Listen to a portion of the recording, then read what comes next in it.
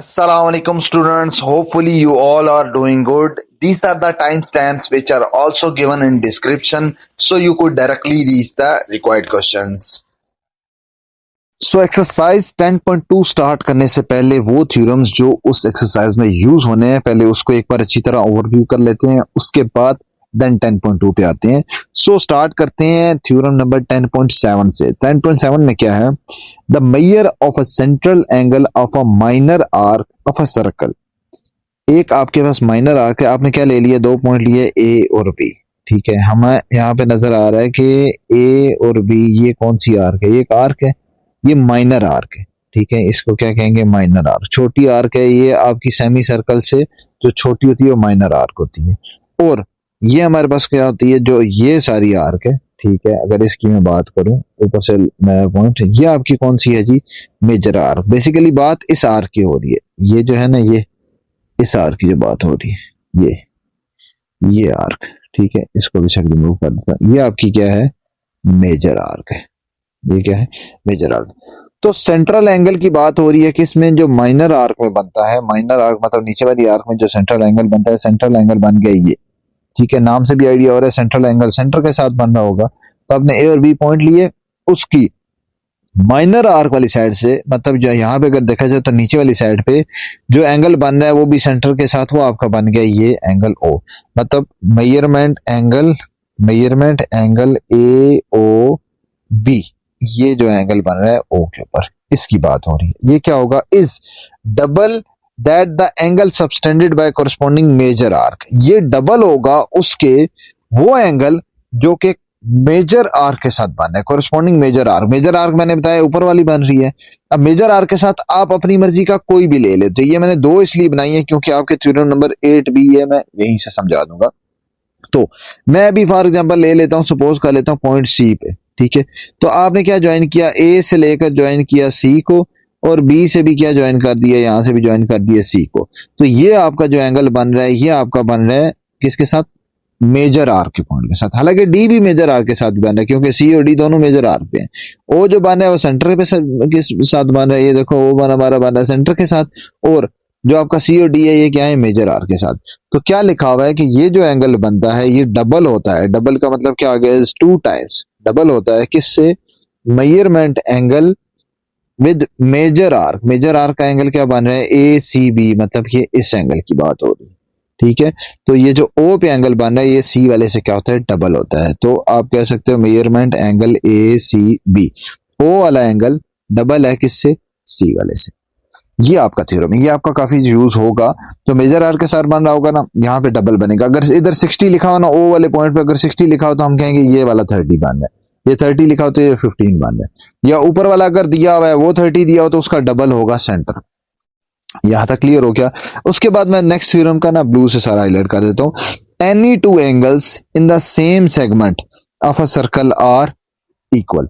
अगर कोई भी एक सेगमेंट हो, ठीक है, एक सेगमेंट में अगर आप लें तो उसमें दो कोई भी एंगल ले लें। फॉर एग्जांपल यहाँ पे अगर मैं लेता हूं, ये आपके पास है ए से बी में एक लाइन ज्वाइन कर दी, ठीक होगी बात। अब ए से बी अगर मैं इसको थोड़ा सेट कर लेता हूं, ये मेरे पास आ गया ए से बी। ठीक है, ये मेरे पास लाइन आ गई। अब अगर ये जो लाइन है इसके लिहाज से देखा जाए तो ये कौन सा सेगमेंट है? ये एक सेगमेंट है। ठीक है, ये एक सेगमेंट आ गया। दूसरा सेगमेंट क्या आ गया? दूसरा सेगमेंट, सॉरी ये इसको मैं इरेज कर देता हूँ। दूसरा सेगमेंट ये नीचे वाला एक सेगमेंट आ गया, ये सारा। ठीक है, दूसरा सेगमेंट इससे ऊपर आ गया, ये सारा आ गया दूसरा सेगमेंट। ठीक है, माइनर सेगमेंट और मेजर सेगमेंट आप कह सकते हो। अब क्या कह रहे हैं कि कोई भी दो एंगल अगर बनाए किसी एक सेगमेंट में तो वो दोनों आपस में इक्वल होते हैं। ठीक है, दो एंगल बनाने हैं और दोनों एक सेगमेंट में वो आपस में इक्वल होंगे। एंगल बना लेते हैं। देखो एंगल मैंने यहाँ पे पहले से बनाया हुआ है। इस सेगमेंट में मैं ले लेता हूं, अब अगर पहले के लिहाज से देखा जाए तो इस सारे को भी बेस कर देता हूं। तो यहाँ पे अगर देखा जाए तो ए बी एक लाइन ली, एक और ड्रा की, उससे जो ऊपर वाला सेगमेंट था मैंने एक पॉइंट ले लिया सी, तो मैंने ए से भी सी पे ले गया और इधर से भी सी पे ले गया। इसी तरह एक और सेगमेंट, एक और पॉइंट लिया, वो कौन सा ले लिया? Point D. ये मैंने दो कौन से पॉइंट लिए? एक ही सेगमेंट में लिए। मेन बात क्या करनी है आपने? एक ही सेगमेंट में होने चाहिए। तो ये एंगल जो बनेगा सी पे, एंगल सी, वो उतना ही होगा जितना एंगल डी वाला बन रहा हो। ठीक है, सेगमेंट में एक इसलिए कह रहा हूं, ए बी के एक नीचे वाला पोर्शन है, एक ऊपर वाला पोर्शन है। तो मैंने अगर ऊपर एक एंगल लेना है तो दूसरा भी ऊपर ही लेना है, बस ये फर्क होना चाहिए। ठीक है, two angles in the same segment are equal in of a circle are equal. इसका मतलब है अगर इसके लिहाज से देखा जाए तो मैं कह सकता हूं angle A C B will be equal to angle A D B. ये दोनों क्या होंगे? इक्वल होंगे। ठीक होगी बात। उसके बाद आ जाते हैं थ्योरम नंबर 10.9, 10 और 11। ये तीनों थ्योरम आपस में रिलेटेड है। ठीक है, एक ही कॉन्सेप्ट यूज हुआ हुआ है, इसलिए मैंने तीनों इकट्ठे लिख दिए। ठीक है, सबसे पहले ये आपका जो है, ये आपका है 10.9 से रिलेटेड, फिर आपका ये बन रहा है 10.10 से रिलेटेड, और ये बन रहा है 10.11 से रिलेटेड। किस तरह से? Angle in a semi circle is right angle. Right angle हमें पता है कौन सा होता है, 90 डिग्री होता है। सेमी सर्कल होता है हाफ ऑफ सर्कल। तो ए बी मैंने ड्रा किया, ए बी अगर गौर से देखो तो ए बी के अलावा कि ऊपर एक हाफ सर्कल हो गया, नीचे हाफ सर्कल हो गया। इसका मतलब है ए बी इसका डायमीटर हो गया है, या ऐसे कह सकते हैं कि ए बी ने इस सर्कल को दो इक्वल पार्ट्स में बना दिया, मतलब सेमी सर्कल बना दी। ठीक होगी बात। तो सेमी सर्कल में जो एंगल बनता है वो क्या बनता है? Angle in semi circle is 90 degree. ये बात प्रूफ करनी है। तो आपने ए बी का सेमी सर्कल वाला पार्ट लेना, ऊपर वाला ले लो या नीचे वाला ले लो, अपनी मर्जी का कोई भी पॉइंट लें। तो अगर मैंने पॉइंट एक सी लिया है तो मैं इस ए को सी से ज्वाइन करूं और इस बी को भी सी से ज्वाइन करूं, तो मेरे पास ये क्या बनेगा? 90 का एंगल बनेगा। ये चीज है सेमी सर्कल के लिए। अब मैं लेता हूं सेमी सर्कल से बड़ा। ठीक है, angle in a segment greater than semi circle. Semi circle से बड़ा सेगमेंट क्या होगा? अब देखो, आपने ए और बी ले लिया, नीचे जो है वो सेमी सर्कल से छोटा पोर्शन है, ऊपर आपके पास ये बड़ा पोर्शन है, ये सारा बड़ा पोर्शन है।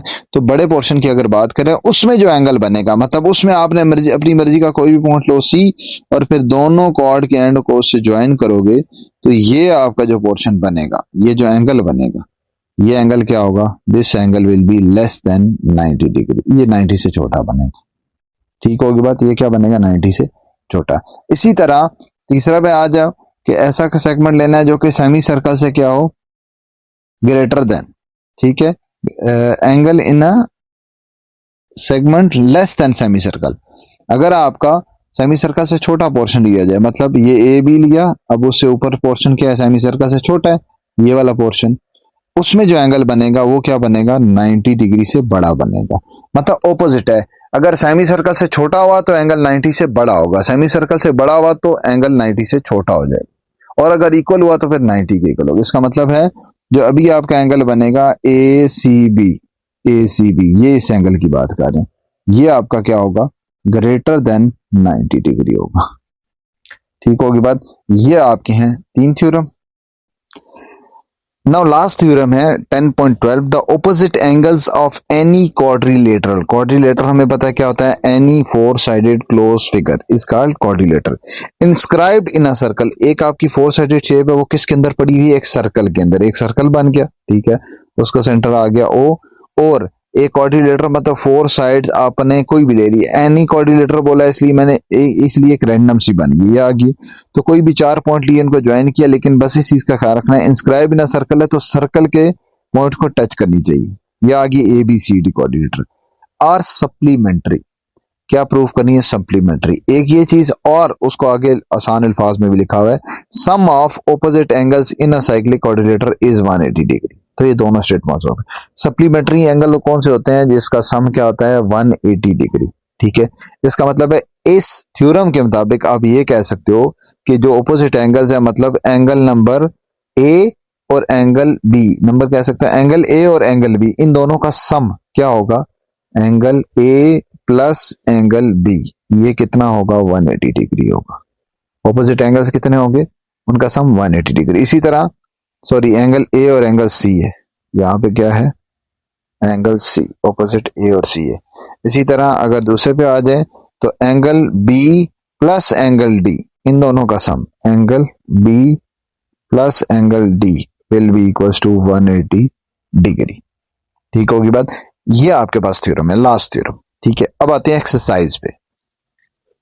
So exercise 10.2 question number 1. In the adjoining figure angle P is 30 degree. P given है 30 degree, मैंने ड्रॉ भी कर दिया. Find angle Q. Q हमने फाइंड करना है, मैं यहाँ पे लिख देता हूँ क्वेश्चन मार्क. ये हमने फाइंड करना है. दूसरी चीज फाइंड करनी है, वो हमारे पास क्या है, वो है जी एंगल ROS. ROS का मतलब है R से लेकर आपने O तक जाना है, O से S तक जाना है, तो आपके पास ये वाला एंगल बनता है. ये भी फाइंड करना है. ठीक होगी बात. दोनों मैंने रेड से बना दी जो हमने फाइंड करने हैं. अब सिंपल यहाँ पे थ्योरम यूज होना है. थ्योरम अगर आप यूज करते हो फर्स्ट, उसमें क्या था कि जो सेंट्रल एंगल है वो क्या होता है, डबल होता है दूसरे वाले एंगल के. जो सरकम एंगल होता है इसको सरकम एंगल भी कहते हैं. ठीक है, central angle is double of circum angle. ये आपने पूरी स्टेटमेंट लिखनी है.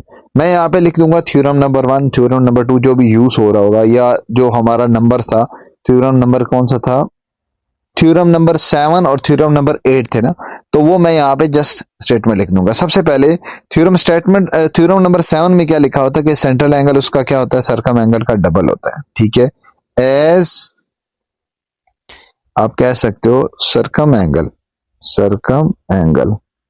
इज डबल ऑफ, सॉरी ये था central angle is double of, central angle is double of या 2 टाइम्स ऑफ सरकम एंगल. ये उसका क्या होता है, डबल होता है. ठीक है, मतलब थ्योरम कौन सा है, 10.7 बन जाता है.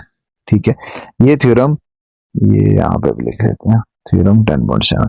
इसको यूज करें तो इसका मतलब है, सो दिस इंप्लाइज दैट, इससे ये पता चलता है कि एंगल ROS किसके इक्वल होगा, 2 time of angle RPS. Angle RPS हो या एंगल P हो, वो दोनों सेम ही है. ये हमारे पास कितना है, 30 डिग्री है, तो 2 into 30 degree will be equal to 60 degree. इसका मतलब ये कितना आ गया हमारे पास, 60 डिग्री. ठीक होगी बात. ये हमारे पास क्या आ गया, angle ROS equal to 60 degree. और साथ क्या लिख लोगे, यूजिंग थ्योरम 10.7. ठीक है, दूसरा एंगल हमने क्या फाइंड करना है, Q. दूसरा आपने ये, पहले मैंने ये फाइंड कर लिया ROS. चले आप ये फाइंड कर लेते हैं Q. तो Q आपका सेम होगा P, क्योंकि वो भी सरकम एंगल है, ये भी सरकम एंगल है, दोनों एक ही सेगमेंट के. ये हमने नेक्स्ट थ्योरम में पढ़ा था 10.8 में. तो आप क्या लिख सकते हो, एंगल R, यहां से इसको बंद कर लोगे, फॉर एंगल Q के लिए angle Q will be equal to angle P equal to कितना आ गया, 30 डिग्री. और इसके लिए साथ क्या लिख लोगे, यूजिंग थ्योरम 10.8. ठीक होगी बात, बिल्कुल सिंपल सा क्वेश्चन था. नाउ क्वेश्चन नंबर 2 में क्या है, in the adjoining figure angle BAO is 30 degree. यहाँ पे मैंने ड्रा कर दिया है BAO 30 डिग्री. फाइंड ABO मतलब B पे फाइंड करना है. एक तो आ गया, ये फाइंड करना है. दूसरा पार्ट क्या है, AOB. ये ABO आ गया पहला. दूसरा क्या है, AOB मतलब O की बात हो रही है, ये एंगल फाइंड करना है. दूसरा पार्ट. तीसरा पार्ट क्या है, ACB मतलब C की बात आ रही है, तो ये एंगल. ये 3 आपने एंगल फाइंड करने. ठीक है, सबसे पहले आ जाते हैं किसके लिए, फॉर एंगल ABO की बात करते हैं. ABO में मतलब ये वाला एंगल राइट साइड पे. इसमें क्या है, हमारे पास ये दोनों एंगल ही सेम होंगे. ठीक है, क्या लिखोगे, as side OA is equal to OB. OA और OB क्या है, दोनों क्या है, both are radii of same circle. दोनों क्या है, एक ही सर्कल के रेडियस है, तो दोनों जाहिर सी बात है इक्वल होंगे. दोनों क्या है, R के इक्वल है. अगर दो एंगल्स इक्वल हो तो फिर ऑपोजिट्स, दो साइड्स अगर इक्वल हो तो फिर ऑपोजिट एंगल्स भी इक्वल होते हैं. तो इसका मतलब मैं यहाँ पे लिख सकता है, this implies that angle A, जो A पे एंगल बन रहा है वो भी किसके इक्वल होगा, या पूरा मैं लिख देता हूं, this implies that angle OA या BAO ये भी इक्वल होगा किसके, एंगल ABO के इक्वल होगा. ये दोनों इक्वल होंगे और दोनों किसके इक्वल होंगे, दोनों की वैल्यू क्या है, 30 डिग्री है. तो ये मेरा फाइंड हो गया ABO एंगल. ठीक होगी बात. दूसरी चीज क्या है, AOB मतलब कि ये हमारा फाइंड हो चुका है 30 डिग्री. अब मैंने ये फाइंड करना है, तो ये पूरी ट्रायंगल में हमें पता है सम कितना होता है, 180 डिग्री. अब हम क्या लिख सकते हैं दूसरे पार्ट के लिए, for angle A O B, ठीक है। एंगल तीनों का सम कर लेते हैं, एंगल ए प्लस एस, या कैसे लिख सकते हैं, एस वी नो दैट, जैसे कि हमें पता है कि तीनों का सम कितना होता है 180 होता है, तो मैं लिख सकता हूं एंगल 30 प्लस दूसरा एंगल भी कितना है 30 प्लस तीसरा एंगल ये जो ओ वाला है, ओ की हमें वैल्यू पता नहीं है, एंगल ए ओ बी, तीनों का सम कितना होगा 180 डिग्री होगा, ठीक है। हम यूं लिख सकते हैं in triangle A O B, A O B triangle की बात हो रही है, तीनों का सम 180 होगा, दोनों सम करके फाइंड कर लेंगे, क्या बनेगा angle A O B will be equal to 180 minus 30 30 60 हो गया, उधर जाके -60, this implies that angle A O B is equal to 120 degree. क्या आ गया हमारे पास 120 डिग्री, ये मेरे पास निकल आया है जी, एंगल ए ओ बी कितना आ गया 120 डिग्री, यहां तक आ गया। तीसरा थ्योरम का यूज करेंगे जो 10.7 सबसे पहले यूज किया था, कि जो सेंट्रल एंगल होता है वो डबल होता है सरकम एंगल के। इसका मतलब है अगर ये 120 है तो उसका डबल होगा, अगर डबल होगा तो उसको निकालना है, तो इसका मतलब उसको हाफ कर देंगे तो वो फिर 60 आ जाए, ठीक है। नाउ यूजिंग थ्योरम 10.7, नाउ ये ए सी बी यहाँ पे क्या लिखेंगे, now for angle A C B, अब ए सी बी के लिए क्या करेंगे, यूजिंग थ्योरम 10.7 को यूज करो तो क्या बन जाता है, एंगल ए ओ बी मतलब central angle will be double of 2 time of angle A C B, उसका डबल हो जाएगा। ए ओ बी कितना गिवन है 120 डिग्री, ये ऊपर से यूज कर लिया, equal to 2 time of angle A C B, और इसको उधर जाके डिवाइड कर लोगे तो क्या बन जाएगा, this implies that angle A C B is equal to 2 उधर जाके डिवाइड हो गया 120/2 equal to 60 degree. Now question number 3 में क्या है, in the adjoining figure angle B A C is 40 degree, वो 40 डिग्री मैंने ड्रा कर दिया ए के ऊपर, ठीक है, ए के ऊपर बन रहा है। दूसरा है ए सी डी, सी के ऊपर जो ऊपर वाली साइड में बन रहा है वो कितना आ गया 60 डिग्री, ठीक है। उसके बाद फाइंड क्या करना है, फाइंड करना है angle A B C, A B C मतलब ए से स्टार्ट होगा, बी पे एंगल बनेगा तो यहाँ पे आ जाएगा एक क्वेश्चन मार्क, ये फाइंड करना है। दूसरा बी सी ए, बी से अगर आप सी पे आओ और सी से ए पे जाओ तो दूसरा एंगल कुछ बन रहा है ये वाला, इसका मतलब दूसरी ये फाइंड करनी है, ये आपका हो गया ए वाला, ये दूसरा हो गया सी ए डी, सी से ए पे और ए से डी पे जाना, मतलब तीसरा आपके पास आ गया ये अननोन, ठीक होगी बात। ये 3 एंगल हमने फाइंड करने, इसमें हम यूज करेंगे थ्योरम 10.9, ठीक है, उसको यूज करके बिल्कुल इजी है आपका, यूजिंग थ्योरम 10.9, वो क्या है जी, एंगल, आप पहले बेशक लिख लो, angle in semi circle is equal to कितना होता है, सेमी सर्कल में कितना एंगल होता है जी, इज इक्वल टू 90 डिग्री होता है। तो इस फिगर में हमें नजर आ रहा है ए से लेकर सी तक सेंटर से लाइन होती हुई जा रही है, इसका मतलब ये एक तरह का डायमीटर बन रहा है, और ये क्या बना रहा है, सेमी सर्कल, 2 इक्वल पार्ट्स बना रहा है। तो पहला अगर हम ये फाइंड करें यहाँ पे, for angle A B C, अगर ए बी सी की बात करें तो ए से बी तक, ठीक है, और बी से लेकर सी तक, ये हमें नजर आ रहा है। सेमी सर्कल में क्या होता है, सेमी सर्कल में ऊपर भी सेमी सर्कल बनता है, नीचे भी बनता है, ठीक है, अगर ये सेंटर से गुजरता हुआ जा रहा है तो इसका मतलब ऊपर भी सेमी सर्कल होगा, नीचे भी सेमी सर्कल होगा। तो यहां से क्या बनेगा, एंगल सेमी सर्कल में कितना बनता है, कोई भी एक एंड पॉइंट है ए, एक एंड पॉइंट है सी, वहां से कोई भी अपनी मर्जी का पॉइंट ले लेंगे तो ये एंगल कितना बनेगा 90 डिग्री का, इसका मतलब है ये कितना आ गया 90 डिग्री, ठीक होगी बात। तो डायरेक्टली आप क्या लिख लोगे, एंगल ए बी सी कितना बनेगा 90 डिग्री, और रीजन क्या लिखोगे, थ्योरम 10.9, ठीक होगी। तो हम जब ये 90 फाइंड कर लेंगे, एक 90 आ गया, एक कितना आ गया, वो 40 गिवन है, तो तीसरा एंगल इजीली निकाल सकते हैं। इसका मतलब है जो इससे नेक्स्ट काम है वो भी इजी है, क्या लिख सकते हैं, फॉर, किस एंगल की बात करते हैं, फॉर एंगल बी सी ए, जो दूसरा पोर्शन है फाइंड करने के लिए दिया हुआ, ठीक है, इन ट्रायंगल बी सी ए, अगर हम बी सी ए या ए बी सी कर लो, ए बी सी ट्रायंगल कर लेते हैं triangle, and triangle A B C, तीनों एंगल्स का सम क्या होगा? Sum of all angle, sum of all angles कितना होगा? 180 होता है।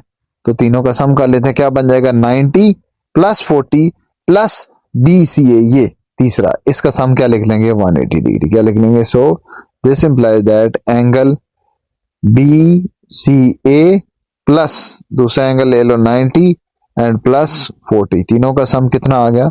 180 डिग्री। ये जो रेड से ट्रायंगल पूरी बनी है ना, इसी ट्रायंगल की मैं बात कर रहा हूँ, ठीक है। 180 डिग्री, 90 प्लस 40 कितना बन गया? 130, 130 उधर जाके माइनस हो जाएगा। So angle B C A will be equal to 180 minus 130, minus करेंगे तो एंगल बी सी ए कितना आ जाएगा जी? 50 डिग्री। ये हमारे पास आ गया है जी दूसरा एंगल। क्या वैल्यू आ गई? 50 डिग्री।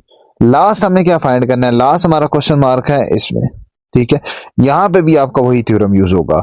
ऊपर अगर हम ले लें तो इसके लिए मैं ब्लू से बना देता हूं। अगर हम ऊपर वाली फिगर ले लें तो ये एक फिगर है, इसमें ये सेमी सर्कल ही बना रहे हैं, ऊपर भी सेमी सर्कल है। इसका मतलब है यहां से जब इधर बनाएंगे और यहां से इधर बनाएंगे तो ये एंगल कितना बनेगा? ये एंगल बन जाएगा 90 degree. Angle in semi circle will be 90 degree. जब ये 90 ये 60, इन दोनों को सॉल्व करके ये हमारा निकल आएगा 30 सॉल्व करके, ठीक होगी बात। तो हम क्या लिखेंगे? फॉर किस एंगल के लिए? सी ए डी, ये हमारा कौन सा है? C A D. तो फॉर एज, पहले हम क्या लिखेंगे? As angle D is equal to, सबसे पहले एक और काम कर लेंगे, अभी हम कर किसके लिए रहे हैं? For angle C A D, ठीक है। पहले क्या लिख लेंगे? एज एंगल डी, डी कितना है? 90 डिग्री है। कैसे 90 डिग्री है? वही थ्योरम की स्टेटमेंट, थ्योरम 10.9 यूज करके। फिर हम क्या लिखेंगे? इन नाउ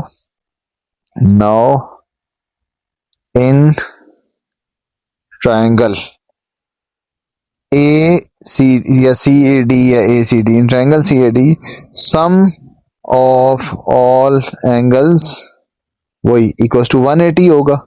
तो एंगल कौन कौन से आ जाएंगे? एक हमारे पास है 90, एक हमारे पास है जो ऊपर फाइंड किया हुआ है 60 है एक, ठीक है। दूसरा एंगल हमारे पास आ जाएगा 60 डिग्री और तीसरा है यही angle, angle C A D. Total sum कितना होगा? 180, उधर जाके माइनस हो गया। So angle C A D will be equal to 180 minus 60 plus 90, ये बन गया 150। So angle C A D is equal to 30 degree. ये हमारे पास आ जाएगा last angle. Now in question number 4, in the figure AOB is an equilateral triangle. एक हमारे पास क्या है? Equilateral triangle. कौन सी है? AOB की बात हो रही है, A से लेकर O और O से लेकर B। ये आपके पास आ गई है जी एक इक्विलेटरल ट्रायंगल। इसका मतलब है ये AOB AB सारी साइड्स इक्वल है, ठीक है। Find measures angle O and angle C, ये दो एंगल फाइंड करना है। इसका मतलब है ये है जी O, ये फाइंड करना है, और दूसरी चीज क्या फाइंड करनी है? एंगल C, ये दो चीजें फाइंड करनी, ठीक है। बिल्कुल सिंपल छोटा सा क्वेश्चन है। क्या करेंगे हम? सबसे पहले इक्विलेटरल ट्रायंगल में हमें पता है सारी साइड्स क्या होती हैं? इक्वल होती है। इन इक्विलेटरल ट्रायंगल सारी साइड्स क्या होती हैं? ऑल साइड्स एंड एंगल्स दोनों इक्वल होते हैं। Angles are equal. एज लिख लो, एज इन इक्विलेटरल ट्रायंगल सारी साइड्स और सारे एंगल क्या होते हैं? इक्वल होते हैं।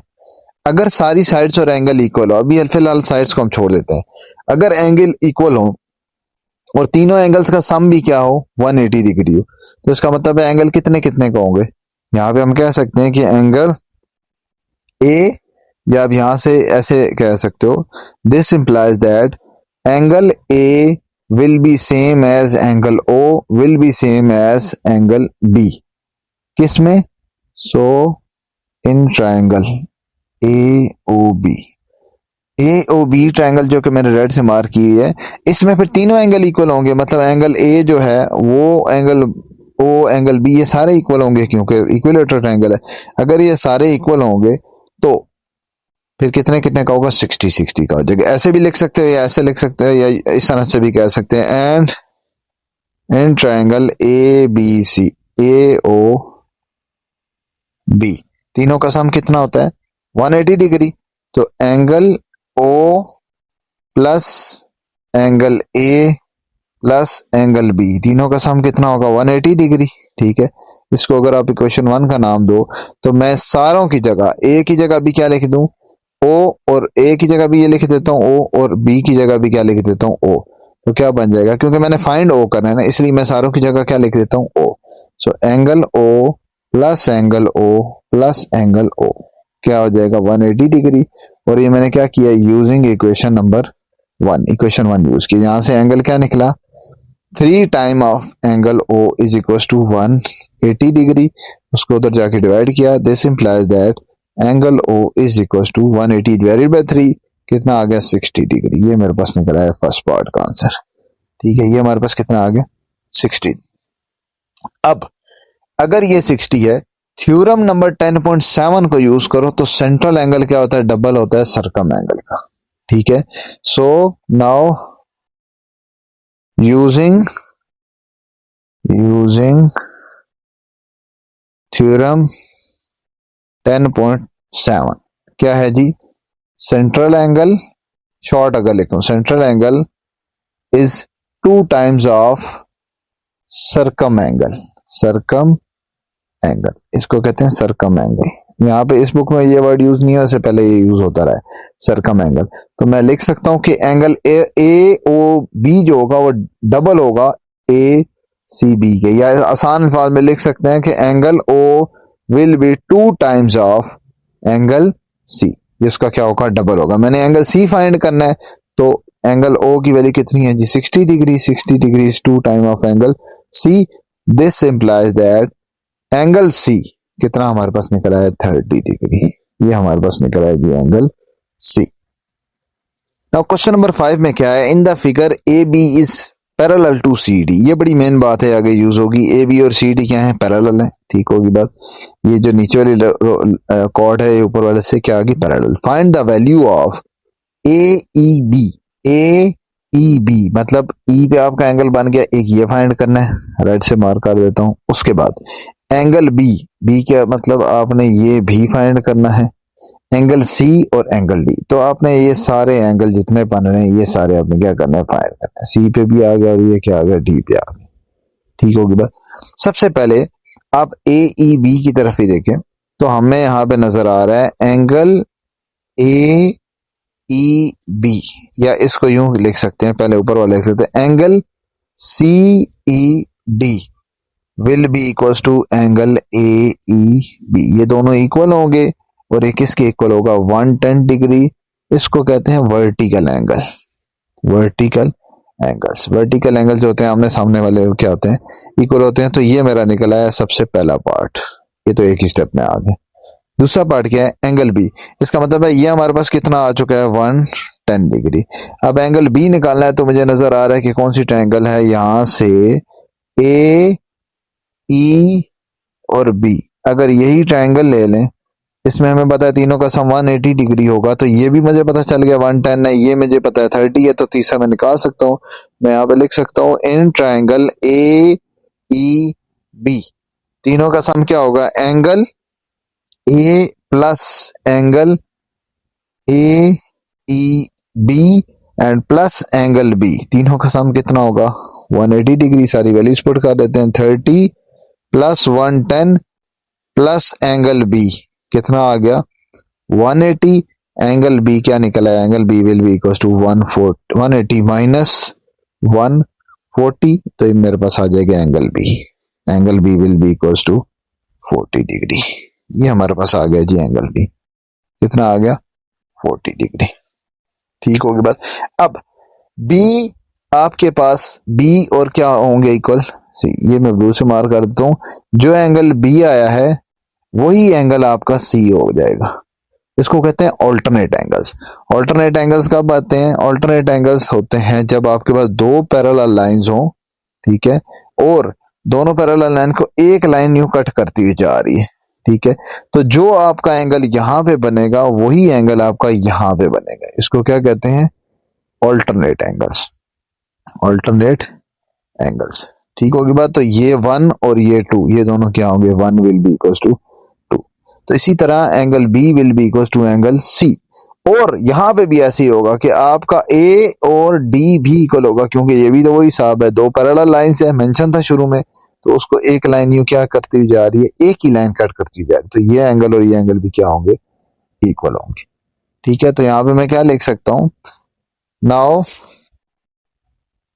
फ्रॉम फिगर, ठीक है, as A B is parallel to C D, दोनों जो क्योंकि पैरेलल है तो मैं लिख सकता हूं angle B will be equals to angle B, और क्या हो जाएंगे? सी। दोनों इक्वल हो जाएंगे कितने? किसके इक्वल? 40 डिग्री के इक्वल।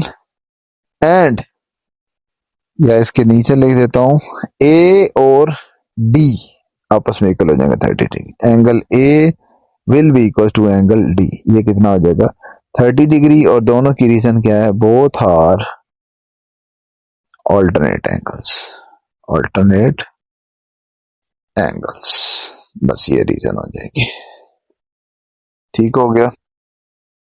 नाउ क्वेश्चन नंबर 6 में क्या है? In the figure B A is diameter, B A हमारा डायमीटर आ गया, सारा कुछ फिगर में बना हो। सी डी हमारे पास आ गया है टेंजेंट, ये हमारे पास है डी, ठीक है। सी से डी हमारा नीचे क्या हो गया? ड्रॉ टेंजेंट, ठीक है। Touching the point at X, और एक्स हमारा कितना एंगल बन गया? 30 डिग्री के आगे। यहाँ पे एक्स का रखने की जरूरत भी नहीं है, आप डायरेक्टली उसको 30 डिग्री भी लिख सकते हो। इसको आप यहां से एक्स की बजाय रिमूव करके जस्ट क्या लिख लो? ये हमारे पास आ गया जी 30 डिग्री, ठीक है। यहाँ एक्स लिखा होगा में। फाइंड, हमें ये सारी चीजें फाइंड करनी है। सबसे पहले तो क्या फाइंड करना है? रेडियस, इसका आर फाइंड करना है। उसके बाद angle, angle A B E, A B E देखो तो ए से बी पे आओ, बी से ई पे आओ, तो इसका मतलब है ये एंगल आ गया जो कि हमने दूसरा फाइंड करना है। तीसरा ए बी सी, ए बी सी अपने फाइंड करना है ये वाला एंगल, ठीक है। और लास्ट क्या है? E B D, E B D का मतलब है ये ई से बी पे आओ, बी से डी पे आओ, तो बायर वाला एंगल ये आपने फाइंड करना। ये तीनों आपके बी से लिंक्ड है। तीनों कहां पे बन रहे हैं? देखो बी पे, ये भी बी पे, और ये भी किस पे बन रहे हैं? बी पे। सबसे पहले रेडियस फाइंड करते हैं। रेडियस के लिए इवन के आपका रेडियस के लिए ये थर्ड पार्ट भी हो जाएगा। इसमें जो थ्योरम से हमारे पास डाटा अवेलेबल है वो हम पहले सारी चीजें लिख लेते हैं। कैसे? हमें पता है कि जो टेंजेंट होता है, टेंजेंट और रेडियस ये दोनों आपस में क्या होते हैं? परपेंडिकुलर होते हैं। अब यहाँ पे ये जो डायामीटर ड्रा किया हुआ है ए से लेकर बी तक, तो जाहिर सी बात है ए से लेकर बी तक अगर डायामीटर है तो ए ओ से लेकर बी तक रेडियस भी तो है, ओ से लेकर बी तक क्या है? रेडियस भी है। रेडियस और टेंजेंट ये दोनों हमेशा क्या बनाते हैं आपस में? ये तो 90 डिग्री बनाते हैं। तो मैं यहां से कह सकता हूं कि ये एंगल तो कितना बनेगा? 90 डिग्री, ठीक होगी बात। ये कितना बन गया? 90 डिग्री। और ये कौन सा एंगल था? ए बी सी। ए बी सी का मतलब है ये डायरेक्टली यहीं पे आंसर आ गया कि ये कितना हो गया? 90 डिग्री। क्यों? क्योंकि जो रेडियस है वो हमेशा होता है परपेंडिकुलर किसके? टेंजेंट लाइन के, टेंजेंट लाइन के। ये उसकी समझो क्या आ गई? रीजन आ गई। तो ये पार्ट यहीं पे होगा 90 डिग्री। उसके अलावा एक और डाटा भी लिख लेते हैं, या पहले इसको सॉल्व कर लेते हैं फिर हम बाकियों के लिए डाटा लिखेंगे। अच्छा, ये अगर 90 डिग्री है तो मैं अगर पूरी फिगर कंप्लीट करूं तो जाहिर सी बात है ये पूरी लाइन अगर ऊपर से भी आएगी तो ये सारी 90 डिग्री होगी। यहां से ए से बी, बी से सी और ए से भी ज्वाइन कर दें अगर हम इसको सी को, तो ये एक राइट एंगल बन गई। राइट एंगल ट्रायंगल में इसका मतलब है हम पाइथागोरस थ्योरम लगा सकते हैं, जिसमें हमारे पास एक ये बेस भी आ गई एक तरह की, हाइपोटेन्यूज 90 के सामने आ गया, तो मैं फाइंड कर सकता हूं ये वाली पूरी साइड। ये पूरी साइड फाइंड होगी तो डायमीटर आ जाएगा, डायमीटर को हम कर देंगे हाफ, तो हमारे पास क्या आ जाएगा? रेडियस। ठीक होगी बात। तो फर्स्ट पार्ट हम क्या करेंगे? फॉर रेडियस, रेडियस के लिए हम क्या कर लेंगे?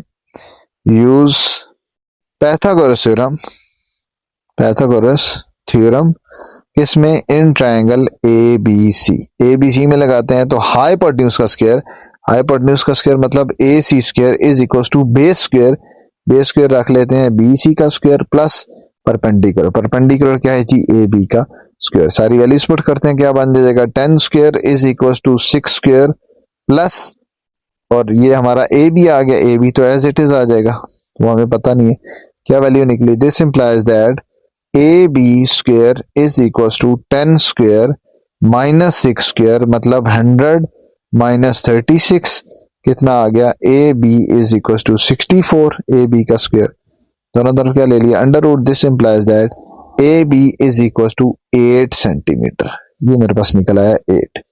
और ये किसकी वैल्यू है, ये हमारे पास है डायामीटर, ए बी क्या बना है हमारा diameter.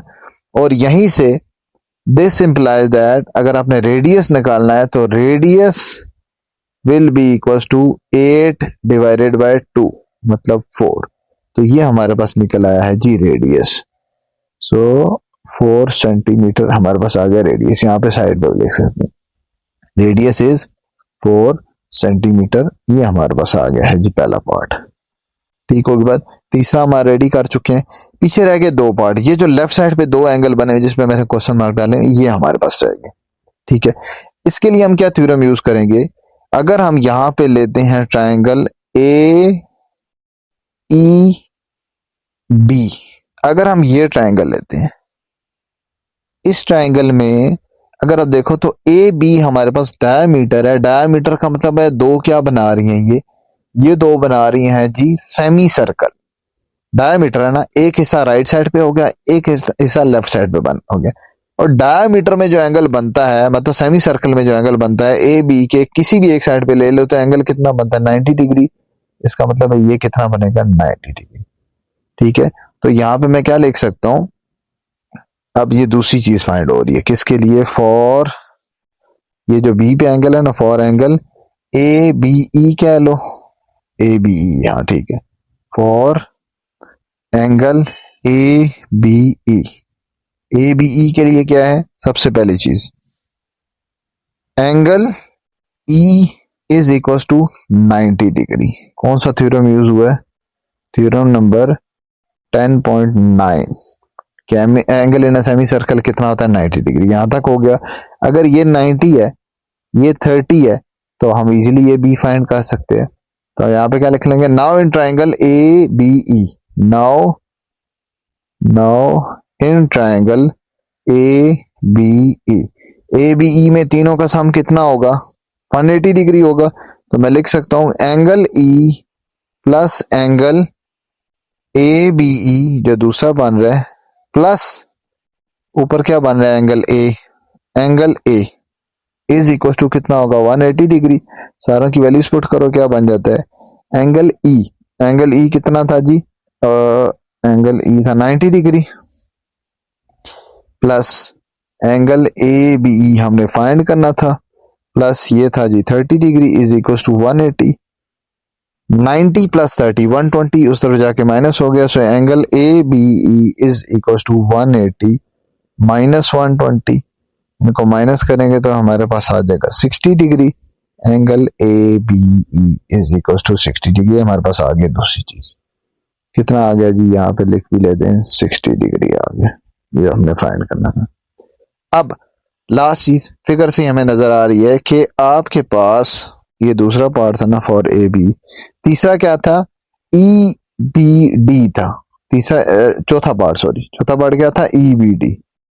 Fourth part for angle E B D, इसमें अगर आप देखो तो वही कॉन्सेप्ट यूज हो रहा है कि आपका ए बी जो कि रेडियस सेगमेंट है 90, अगर जरी सी बात है इधर बना रहा है तो दूसरी तरफ भी तो टोटल 90 बनाएगा। अगर दूसरी तरफ ये सारा 90 बनाएगा, ये यहाँ पे अगर मैं इसको ब्लू से शो कर दूं, ये आपका सारा क्या बनाएगा 90, और ऊपर वाला गिवन है वो हमारे पास कितना है 60, तो बाकी नीचे कितना बचा 30 डिग्री। उसमें से क्या कर देंगे माइनस कर देंगे, तो यहाँ पे इसको कैसे लिखेंगे, in as angle A B D is equal to 90 degree. A B D क्या है 90 डिग्री होता है, वही रेडियल सेगमेंट और टेंजेंट हमारे क्या होता है 90 डिग्री होते हैं। और ए बी डी किस किस का सम है, ए बी डी को मैं लिख सकता हूं सम की फॉर्म में ए बी ई और E B D, A B E and this implies that A B E plus angle E B D, दोनों के सम की फॉर्म में लिख सकता हूं। ठीक है, ये ऊपर वाला पार्ट 60 डिग्री वाला और नीचे वाला पार्ट जो कि फाइंड करना है, दोनों के सम की फॉर्म में मैं इसको स्प्लिट कर दिए। अब यहाँ पे वैल्यू पुट करूंगा तो क्या बन जाएगा, ए बी ई वो हमारे पास 60 डिग्री निकला हुआ है, प्लस ई बी डी, इसको एज इट इज रहने दोगे और जाके माइनस कर देगा, तो एंगल ई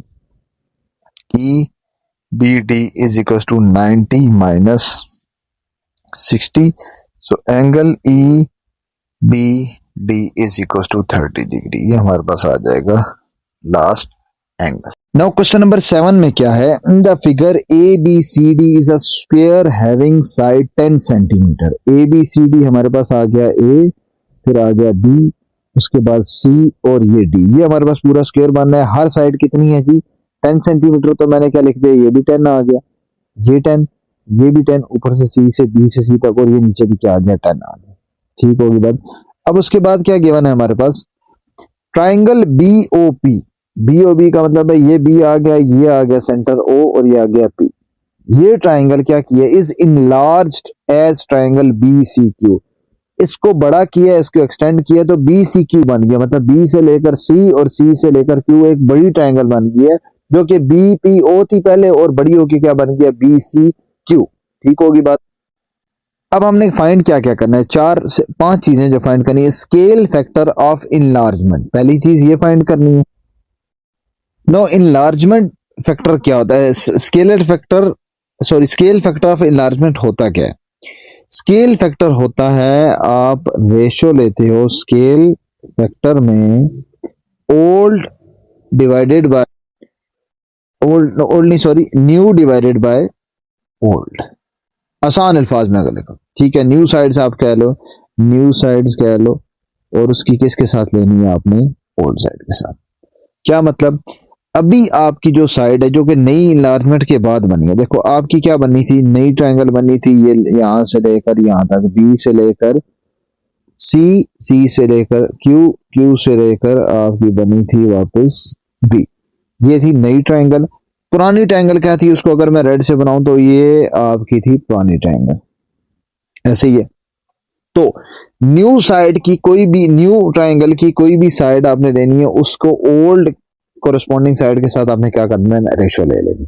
ठीक है, क्या मतलब, ये क्या बनेगा, ये समझो पार्ट 1, अगर चलो यहीं पे आप कर देता हूँ, पार्ट 1 अगर देखा जाए तो क्या होगा, न्यू आपके पास क्या थी, न्यू थी ये पूरी ब्लू वाली है, ब्लू वाली न्यू है, इसका मतलब है कहां से कहां तक, ये यहां से लेकर यहां तक, यही साइड में अगर ले लो, कोई भी साइड ले सकते हैं जो गिवन होगी, तो मैं इसलिए वो डाटा ले रहा हूँ।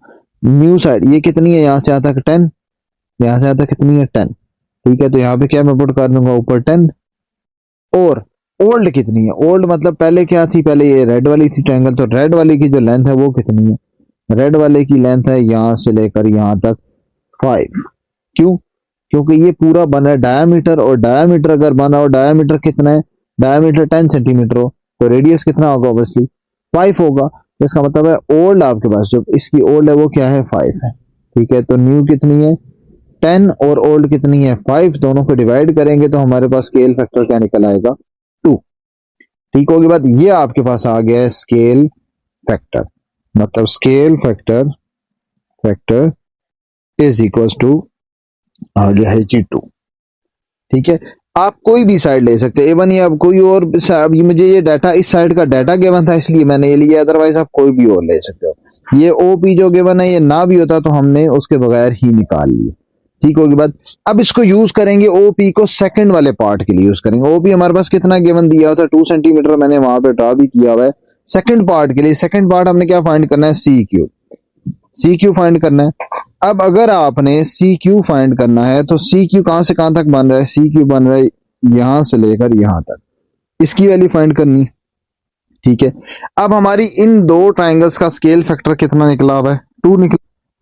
सो यही स्केल फैक्टर अगर मैं सेकंड के लिए यूज करूं कि स्केल फैक्टर कितना है जी 2, वो किसके इक्वल होता है, nu divided by old, new side divided by old side, ऐसे लिख सकते हैं। न्यू अगर मैं लूं यहाँ पे ये क्यू सी क्यू लूं, मतलब इसकी कौन सी वाली साइड ले लूं, सी क्यू, ये वाली साइड ले लूं। ओल्ड मैं ले लेता हूं ओ पी, क्योंकि सी क्यू के कोरस्पॉन्ड कौन सी बन रही है, ओ पी। कोरस्पॉन्डेंस है ना, देखो सी से लेकर क्यू, सी से लेकर क्यू तक जो बन रही है उसके कोरस्पॉन्ड बन रही है ओ से लेकर पी तक। इसी तरह पहले हमने क्या ली थी, बी से लेकर सी तक थी, उसके कोरस्पॉन्ड थी बी से लेकर ओ तक, तो जो उसके कोरस्पॉन्डिंग साइड होगी वही ले लेंगे।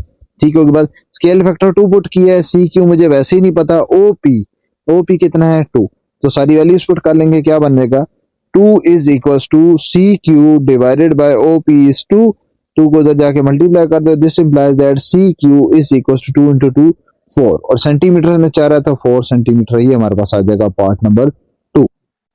नाउ पार्ट 3 में हमने क्या फाइंड करना है, angle B Q C. B Q C का मतलब है बी से लेकर क्यू, क्यू से लेकर सी, मतलब ये वाला एंगल फाइंड करना है। ठीक होगी बात। उसके बाद बीपीओ, बीपीओ का मतलब है ये वाला एंगल भी फाइंड करना है, मतलब ये दोनों आपने एंगल क्या करने हैं, फाइंड करना है। ठीक है, ये साइड पहले फाइंड करनी थी, ये हमारी हो चुकी है फाइंड, ये हमारी क्या निकली है, यहाँ से तक समझो 4 निकल आई। ठीक है, अच्छा ये दोनों एंगल, सबसे पहले वाला तो सिंपल है, B Q C. B Q C अगर आप देखो तो हमारे पास ये एक सर्कल बनी हुई है, सर्कल में बी से लेकर सी तक ये पूरे का पूरा हमारे पास क्या है, बी से लेकर सी तक ये पूरे का पूरा था डायमीटर। डायमीटर का मतलब क्या हुआ, ये इसको सेमी सर्कल बना रहा है, दो इक्वल पार्ट्स बना रहा है। सेमी सर्कल में एंगल कितना बनता है, हमने थ्योरम में पढ़ा था। ठीक है, पीछे हमने थ्योरम पढ़ा था, 10.9 थ्योरम था कि सेमी सर्कल में एंगल कितना बनता है, 90 डिग्री। इसका मतलब है बी क्यू सी, बी से लेकर क्यू तक, यहां से क्यू तक और क्यू से लेकर सी तक, ये एंगल हमारा कितना हो जाएगा, 90 डिग्री हो जाएगा। और जस्ट एंगल का रेफरेंस हम क्या लिखेंगे कि क्या हमने यूज किया है, थ्योरम 10.9। तो यहां पे लिख लेंगे third part, B Q C, angle B Q C will be equal to 90 degree, और क्या यूज किया हमने, यूजिंग थ्योरम 10.9। ठीक है, आप स्टेटमेंट लिख लोगे, any angle in semi circle is 90 degree. ठीक होगी बात। ये हमारा पास इसका मतलब कितना आ गया, 90 डिग्री आ गया। अब ये वाला भी 90 डिग्री होगा, क्या चीज होगी, ये दोनों भी 90 डिग्री ही होंगे, ये भी हमारा 90 डिग्री होगा। क्यों, इसकी वजह आप लिखोगे, इसकी ये वजह है कि आपके पास ये जो दोनों ट्रायंगल बन रही है, बी ओ क्यू पी या बी पी ओ, एक ये ट्रायंगल बन रही है और एक ये बड़ी बी क्यू सी, ये दोनों सिमिलर ट्रायंगल हैं। दोनों में एक एंगल सेम है, ये कॉमन एंगल है, ये हमारा दोनों का सेम है क्योंकि है ही एक एंगल, और सारी साइड्स की रेशो भी सेम है, जो हमने ऊपर निकाला था स्केल फैक्टर वो भी सेम है। तो जब इस तरह से होता है तो आपकी दोनों ट्रायंगल होती हैं सिमिलर। अगर दोनों ट्रायंगल हो सिमिलर तो फिर उसके कोरस्पॉन्डिंग एंगल्स भी इक्वल होते हैं, साइड्स की रेशो सेम होती है और एंगल्स क्या होते हैं, इक्वल होते हैं। तो यहाँ पे मैं क्या लिख सकता हूं, एज कौन कौन सी triangle, triangle B Q C is similar to triangle B P O, दोनों सिमिलर है, तो इसका मतलब है ये एंगल भी, ये समझो बी पी ओ भी कितना होगा, वो भी 90 डिग्री होगा। This implies that B P O angle B P O will also be equal to 90 degree. यहां तक क्लियर हो गया। अब आ जाते हैं पार्ट नंबर 4 पे। पार्ट नंबर 4 में हमने क्या फाइंड करना है, ए ओ। ए ओ को मैं यहां से बना रहा हूं ब्लू से, ए ओ क्या होगा, ए ओ अगर देखा जाए तो हमारे पास बन रहा है ये ए है, यहां से लेकर ये पूरी बनेगी यहां तक, ये हमारे पास ए होगा, ये क्वेश्चन मार्क है। ठीक है, अगर आप देखो इसको राइट एंगल ट्रायंगल बना लो, कैसे, ये साइड आ गई, ये आपके पास हाइपोटेन्यूज है, इसको आप ले लो बेस, ये आपके पास आ गई बेस, ये आपके पास क्या आ गया, ये आपके पास आ गया है जी परपेंडिकुलर। ठीक है, अब जारी सी बात है ये सारा रेडियस बन रहा है, रेडियस है और नीचे वाला सारा टेंजेंट है, तो क्या एंगल बनाते हैं, 90 डिग्री बनाते हैं। 90 डिग्री बनाएंगे तो राइट एंगल बन जाएगी। इसका मतलब है आपको बेस पता है वो कितनी है इसमें, 10। ठीक है, आपको पता है हाइपोटेन्यूज यहाँ, सॉरी परपेंडिकुलर यहां से लेकर यहां तक, बी से लेकर कहां तक, इस ओ तक, वो कितना है हमारे पास 5 सेंटीमीटर। तो बेस भी पता है, परपेंडिकुलर भी पता है, यहां से क्या निकाल सकते हैं, हाइपोटेन्यूज। तो आपने पाइथागोरस थ्योरम लगाना है किसके ऊपर, ए बी और ओ। तो क्या करेंगे, ए ओ के लिए ये जो फाइंड करना है, अप्लाई करेंगे Pythagoras theorem in A B O. क्या लिखेंगे, फॉर AO और AO apply Pythagoras theorem in triangle ABO, जिसमें हाइपोटेन्यूज हमारे पास क्या है, AO ही है। AO का square is equal to base आ गई AB का स्क्वायर प्लस BO का स्क्वायर। सारी वैल्यूज पुट कर लेंगे। AB हमारे पास क्या है 10, so AO square is equal to 10 square plus 5 square is equal to 100 plus 25 equal to 125। So AO square is equal to 125, दोनों तरफ क्या ले लिया under root. This implies that AO will be equal to 5 under root 5। ये मेरे पास निकल आया AO। ठीक हो गया। अब लास्ट पार्ट है हमारे पास कि हमें AR फाइंड करना है। AR कहां से कहां तक है, AR है जी यहां से लेकर यहां तक, ये फाइंड करना है। ये जो क्वेश्चन मार्क डाला था ये हमारा क्या निकल आया 5 अंडर रूट 5 निकल आया। ये कितना निकल आया था 90 निकल आया। ठीक है, जो निकल आ रहे में साथ है ये हमने पूरा फाइंड करना है। अब हमने ये फाइंड करना है। अगर ये देखा जाए तो क्या बनता है, ये हमारे पास यहां से लेकर A से लेकर R तक क्या दो पार्ट्स में नहीं बन सकता, A से लेकर B तक और फिर B से आगे दूसरा पार्ट बना लो। मतलब यहां पे इसके मैं अगर ब्लू से दो पार्ट बना दूं, यहां से लेकर यहां तक एक पार्ट, ठीक है, अगला ब्लैक से बना लेता हूं, यहां से लेकर यहां तक दूसरा पार्ट, दोनों को ऐड करूं तो मेरे पास AR निकल आता है। अब एक पार्ट का तो मुझे आंसर पता है कि कितना है 10, दूसरा पार्ट क्या है B से लेकर R तक। अगर आप गौर से देखो तो B से लेकर R तक क्या बन रहा है, ये इतना ही डिस्टेंस बन रहा है। B से लेकर R तक बेसिकली क्या बन रहा है, उसका रेडियस बन रहा है, ऊपर वाले सर्कल का रेडियस बन रहा है। और रेडियस हमारा कितना है 5 सेंटीमीटर। तो आपने जस्ट क्या कर देना है, A से लेकर B तक 10 प्लस B से लेकर R तक 5, ये दोनों क्या कर दोगे ऐड कर लोगे तो आपका आ जाएगा A से लेकर R तक। क्या लिखेंगे, फॉर AR फ्रॉम फिगर से हमें क्या पता चल रहा है कि AR is equal to AB plus BR। AB is 10 plus BR is 5। यहाँ पे क्या लिख दोगे, reason BR is equal to radius और वो कितना है 5। तो क्या हो जाएगा AB will be equal to 15 centimetre. ये हमारे पास निकल आएगा लास्ट पार्ट। तो क्वेश्चन नंबर 8 में क्या है, in the adjoining figure angle QPR, Q से लेकर ये आपका आ गया Q, यहाँ पे आ गया P और ये R, तो P पे आपका एंगल बन जाएगा क्या है जी 60 डिग्री। ये एंगल गिवन आ गया। फाइंड, ये 3 से 4 पार्ट हमने फाइंड करेंगे। सबसे पहले QSR, Q ये और नीचे हमारे पास है जी S, नीचे क्या है S और ऊपर R। इसका मतलब एंगल किस पे बनेगा S पे। इसका मतलब है पहला पार्ट आपने ये फाइंड करना। ठीक है, एंगल्स इसमें काफी सारे हैं तो वन बाय वन जो पार्ट फाइंड करता जा रहा हूं साथ साथ लिखता जाऊंगा। ठीक है, QRS आपने फाइंड QSR फाइंड करना है तो यहां पे यूज होगा थ्योरम नंबर 10.12। थ्योरम नंबर 10.12 में क्या था कि हमारे पास अगर एंगल जो है सर्कुल, अगर एक साइक्लिक कोऑर्डिनेटर हो, ठीक है, साइक्लिक कोऑर्डिनेटर में क्या होता है एंगल यूजिंग, ये पहले के लिए पार्ट 1 के लिए एंगल QSR के लिए, ठीक है, क्या है साइक्लिक क्वाड्रिलेटर।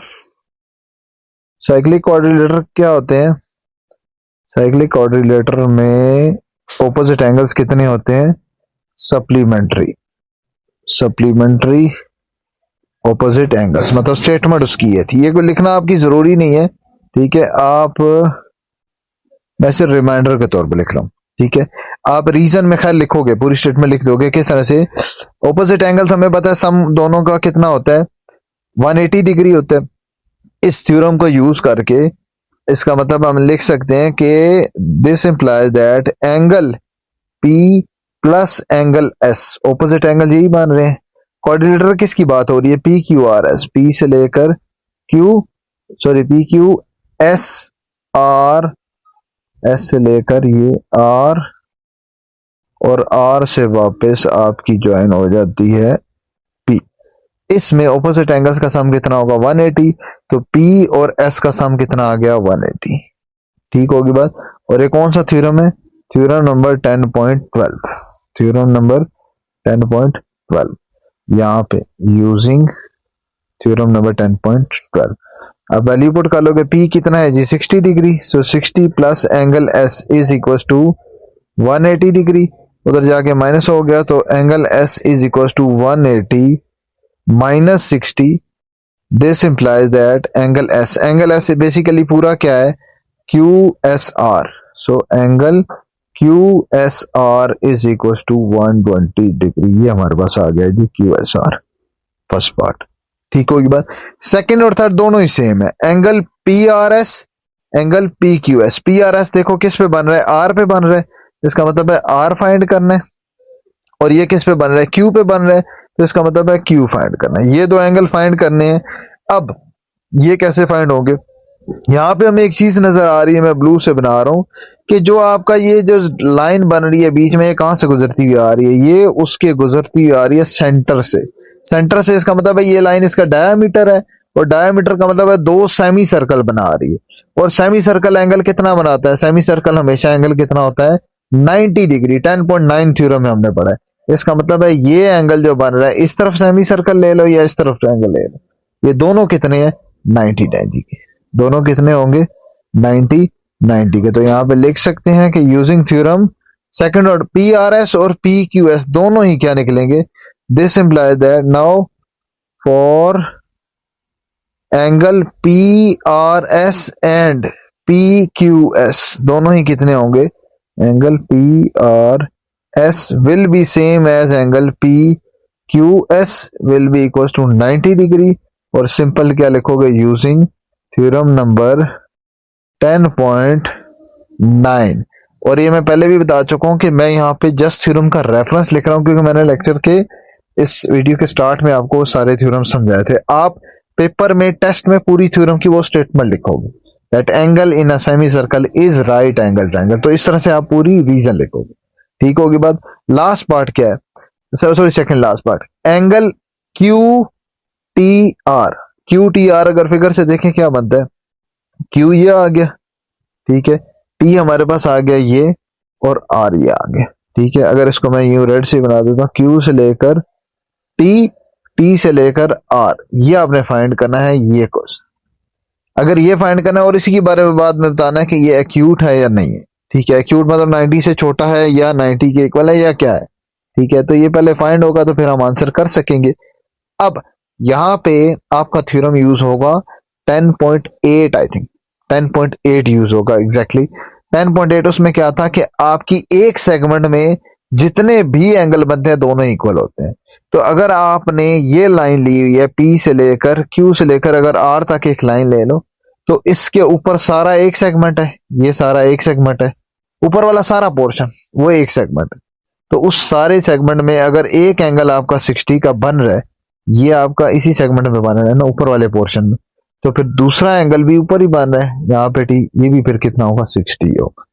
अगर इवन कोई और पॉइंट लेते यहां से इसको इससे ज्वाइन करते Q को, इसको इससे ज्वाइन करते और इसको फर्दर आप ज्वाइन कर देते इससे, तो ये भी कितना एंगल बनता, ये भी 60 बनता, ये भी इसी तरह 60 बनेगी। ठीक होगी बात। तो यहाँ पे क्या लिखोगे, एंगल QTR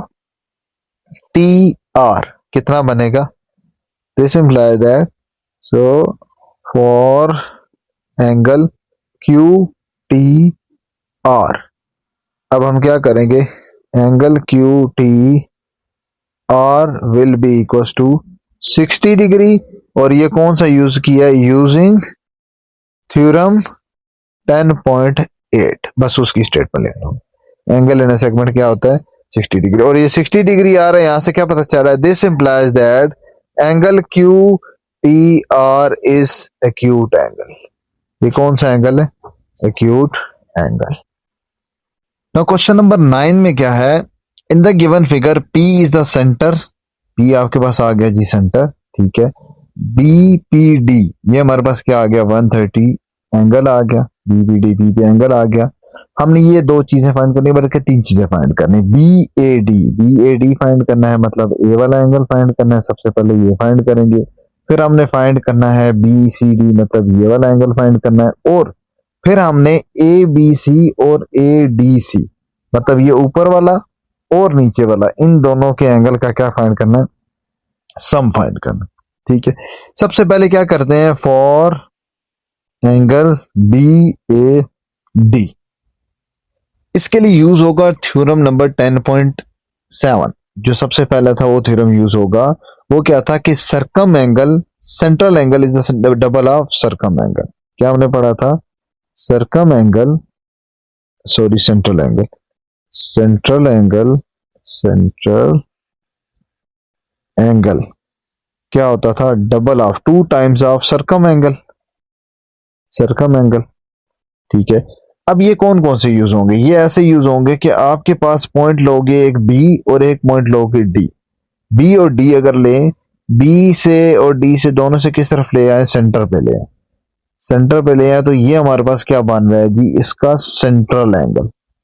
अब बी और डी से ही अगर आप ले जाओ उसके ऑपोजिट साइड पे जो बन रहा है ये पॉइंट और ये पॉइंट, ये होता है सरकम एंगल, क्योंकि सरकमफ्रेंस के साथ बन रहा है ये एंगल बन रहा है।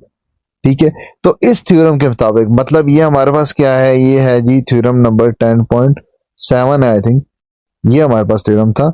तो इसको यूज करके हम लिख सकते हैं कि एंगल, सेंट्रल एंगल क्या है जी, angle P will be double of, double of मतलब two times of angle A, angle A. ये पूरे भी लिख सकते हैं, बी ए डी और बी पी डी, ये पूरे वर्ड भी लिख सकते हैं, सिंपल पी और ए वो भी लिख सकते हैं। ठीक है, ये मैंने क्या यूज किया, यूजिंग, यूजिंग थ्योरम 10.7 ये यूज किया। ठीक है, तो यहाँ पे जस्ट वैल्यू पुट कर लूंगा, एंगल पी, एंगल पी कितना है 130 degree, 130 is equal to two time of angle A, two उधर जाके डिवाइड हो जाएगा, this implies that angle A will be equals to 130 divided by 2, and this implies that angle A is equals to 1 बल्कि 65 degree. ये हमारे पास क्या आ गया, 65 डिग्री एंगल ए। ये कितना आ गया जी, 65, यहां तक हो गया। अब एंगल ए का मतलब ये बेसिकली बी ए डी निकला है, अगर पूरा लिखे ना तो बी ए डी, ये मेरा फर्स्ट पार्ट हो गया। सेकंड पार्ट क्या था, बी सी डी निकालना था, ये निकालना था। अब मुझे पता है कि ये पूरी क्या बन रही है, अगर इसको मैं साइक्लिक कोऑर्डिनेटर बन रही है, ये कौन कौन सी बात हो रही है, अगर मैं ए से स्टार्ट लेता हूं, चलो ए से लेकर बी, बी से लेकर सी, सी से फिर आगे आ जाते हैं डी पे, और डी से फिर वापस ये सारा ब्लू वाला ए। अगर इस साइक्लिक कोऑर्डिनेटर की बात की जाए तो ऑपोजिट एंगल्स कितने होते हैं, सप्लीमेंट्री होते हैं, 10.12 थ्योरम लास्ट थ्योरम में पढ़ा था। तो इसका मतलब है अगर ये 65 है तो दूसरा वाला मिला के 180 होना चाहिए। तो ए और सी का, ए का और सी का सम क्या होगा, 180 डिग्री, वहां से एंगल क्या निकल आएगा, सी। इसका मतलब है किसके लिए, फॉर, दूसरा एंगल क्या है, for B C D, B C D इस वाले एंगल की बात हो रही है। अब क्या लिखेंगे, for angle B C D, angle B, sorry angle A plus angle C, ये दोनों कितने होंगे, 180 डिग्री होंगे। और यूजिंग क्या लिखेंगे, यूजिंग थ्योरम 10.12, इसको यूज करके दोनों का सम कितना होगा 180, और एंगल ए हमारा अभी क्या निकला है 65 degree, 65 plus angle C is equal to 180 degree, यहां से उधर जाके माइनस कर लेंगे, so angle C will be equal to 180 minus 65, तो क्या हमारे पास निकल आएगा, angle C will be equal to 120 150, ये हमारे पास निकल आएगा एंगल सी। एंगल सी इसको कह लो या इसको कह लो बी सी डी, ये हमारे पास क्या बन रहा है बेसिकली बी सी डी, ये हमारे पास क्या निकला है 115 डिग्री। लास्ट हमारे पास पार्ट बिल्कुल सिंपल सा पूछा हुआ है, क्या लिखा हुआ है, angle A B C, angle A B C को अगर मैं यहां पे करूं तो ये क्या बनता है, ए बी सी मतलब बी पे ये एंगल, और ए डी सी मतलब डी पे बन रहा है डी वाला पूरा एंगल, इन दोनों का सम क्या होगा। ये तो बिल्कुल सिंपल यही थ्योरम की स्टेटमेंट है कि ये भी साइक्लिक कोऑर्डिनेटर का पार्ट बन रहे, ठीक है, इसी ए बी सी डी का पार्ट है। तो ऑपोजिट एंगल्स का सम क्या होगा 180 डिग्री होगा। तो जस्ट आपने लिख देना है कि angle A B D, now third part हमारा क्या है, angle A B C plus angle A D C will be equal to 180 degree, और जस्ट थ्योरम की स्टेटमेंट लिख लोगे, थ्योरम 10.12 इसी थ्योरम की स्टेटमेंट को यूज कर। Now in question number 10, in the given figure P Q is parallel to S R. P Q क्या है? पैरेलल है पी से लेकर क्यू तक आपका है जी, पैरेलल किससे? S to R. And angle Q P S, मतलब इस किस पे एंगल बन रहा है? पी पे। वो कितना आ गया? 90 डिग्री, वो भी मेंशन कर दिया। Find angle Q R S. अब सिर्फ मेन पॉइंट देखते हैं, आर पे फाइंड करना है, पी पे फाइंड करना है और एस पे फाइंड करना है। इट मींस हमने तीनों एंगल्स फाइंड करने हैं। ये एंगल फाइंड करना है, उसके बाद ये एंगल फाइंड करना है और ये एंगल भी फाइंड करना है। तो सबसे पहले पार्ट 1 पे आ जाते हैं, एंगल क्यू आर एस पे। ठीक है, ये फाइंड करते हैं। क्यू आर एस हमें नजर आ रहा है कि साइक्लिक क्वाड्रिलेटरल है, तो आपके ये सप्लीमेंट्री एंगल होते हैं। इसका मतलब है एंगल पी और एंगल आर, इन दोनों का सम, ऑपोजिट एंगल्स का सम क्या होता है? 180 डिग्री होता है। हमने पढ़ा हुआ है थ्योरम नंबर 10.12 में। हम लिख सकते हैं angle P plus angle R will be equal to 180 degree, और यहाँ पे पूरी स्टेटमेंट किसकी लिख लोगे? Theorem number 10.12। ठीक होगी बात? ये लिख ली, पूरी स्टेटमेंट आपने लिख लेनी है। यहाँ पे वैल्यू पुट कर लोगे एंगल पी। एंगल पी कितना है जी? 95 degree plus angle R is equal to 180 degree. इसको तो जाके माइनस किया, so angle R will be equal to 180 minus 95। This implies that angle R कह लो या एंगल क्या लिख लो? Q R S. Angle Q R S कितना आ जाएगा? 85 डिग्री। ये आपके पास आ जाएगा एंगल 85। ठीक होगी बात? उसके बाद हम यूज करेंगे इस लाइन को कि ये दोनों पैरेलल हैं। अगर हमारे पास एक क्वाड्रिलेटरल हो और दोनों आपस में पैरेलल हो, तो फिर एडजेसेंट एंगल्स भी क्या होते हैं? सप्लीमेंट्री होते हैं। मसलन अगर आपके पास ये लाइन P से लेकर Q तक, ये आपके पास पैरेलल है किससे? R से लेकर S तक, तो फिर आपके पास P और S इन दोनों का सम, ये एडजेसेंट एंगल है। इसी तरह Q और R ये एडजेसेंट एंगल है, ये दोनों भी क्या होंगे? इक्वल होंगे। अब क्या लिखोगे सेकंड पार्ट के लिए? फॉर किसके लिए आप कह सकते हो? फॉर समझो एंगल Q के लिए, for angle P Q R। अभी मैं किसको फाइंड कर रहा हूं? ये इस Q के लिए फाइंड कर रहा हूं। ठीक है, इसके लिए हम क्या कहेंगे? एस, हमें पता है कि S P Q is parallel to R S. अब ये दोनों पैरेलल है, इसका मतलब क्या होगा? This implies that their adjacent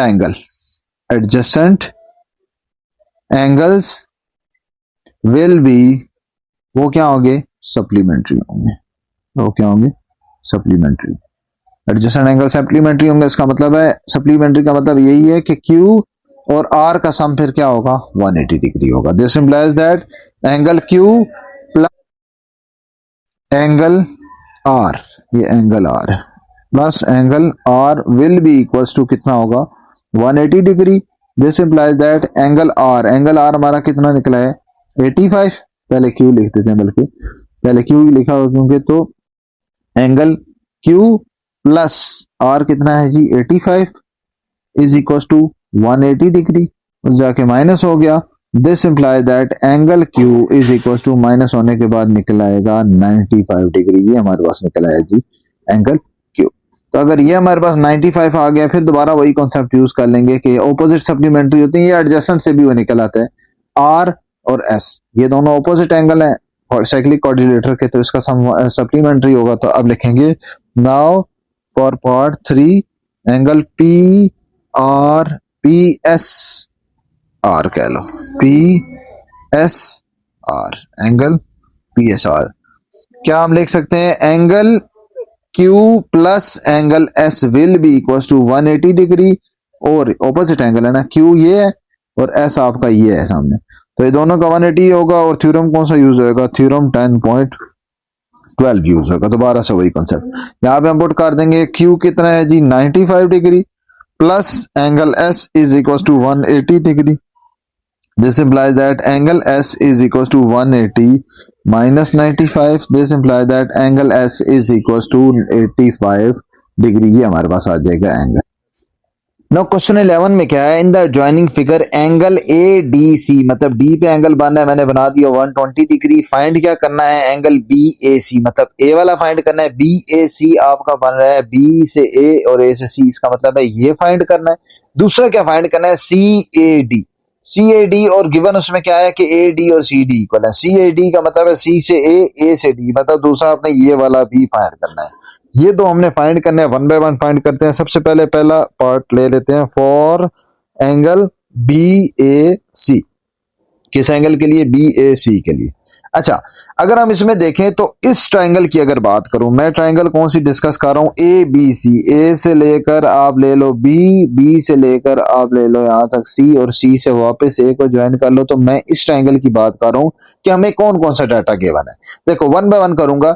अगर आप ये साइक्लिक क्वाड्रिलेटर लो, कंसीडर साइक्लिक क्वाड्रिलेटर, कौन कौन सा, मैं ब्लू से बना रहा हूं। साइक्लिक क्वाड्रिलेटर है ए से लेकर बी, बी से लेकर सी, सी से लेकर आपका डी, और डी से लेकर आपका है जी ई ए। ठीक है, सो इन साइक्लिक क्वाड्रिलेटरल, इसके अंदर हमारा क्या है जी, ए बी सी डी में ऑपोजिट एंगल्स क्या होते हैं, सप्लीमेंट्री होते हैं। इसका मतलब है ऑपोजिट आपका एंगल डी और एंगल बी, इनका सम कितना होगा, 180 डिग्री होगा।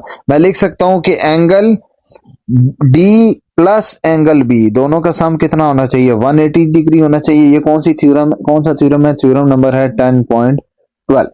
यूजिंग थ्योरम 10.12 ये दोनों का सम ये होना चाहिए, जिसका मतलब यहां से मैं बी निकाल सकता हूं, क्योंकि एंगल डी मुझे गिवन है, angle D is 120 degree plus angle B is equal to 180 degree. उसको उधर जाके माइनस कर दिया। This implies that angle B is equal to, उधर जाके माइनस होके आ जाएगा 60 डिग्री। ये मेरे पास निकला है एंगल बी, इसकी वैल्यू क्या आ गई, 60 डिग्री।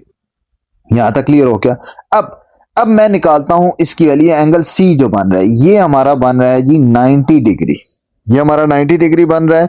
ये हमने कहां पढ़ा था, ये हमने पढ़ा था थ्योरम नंबर 10.9 में। थ्योरम नंबर 10.9 में क्या था कि ये जो सेमी सर्कल होता है, सेमी सर्कल कैसे है, देखो ए से लेकर आपका जो बी तक है वो हमारा रेडियस, वो डायमीटर बन रहा है। डायमीटर का मतलब है ऊपर नीचे दो क्या बन गए, सेमी सर्कल। तो आप किसी भी तरफ एक एंगल बना लो। मैंने ए से लेकर पॉइंट सी तक बनाया और सी से फिर वापस ज्वाइन किया पॉइंट बी को, तो ये मेरे पास क्या बन गया है, 90 का एंगल बनेगा। इसी थ्योरम में हमने पढ़ा। ठीक होगी बात, यहां पर लिख सकते हो, and angle in triangle A B C, angle क्या होगा, एंगल सी, या एंगल सी से नहीं लिखूंगा, सी पे दो बनने हैं, angle A C B will be equal to 90 degree.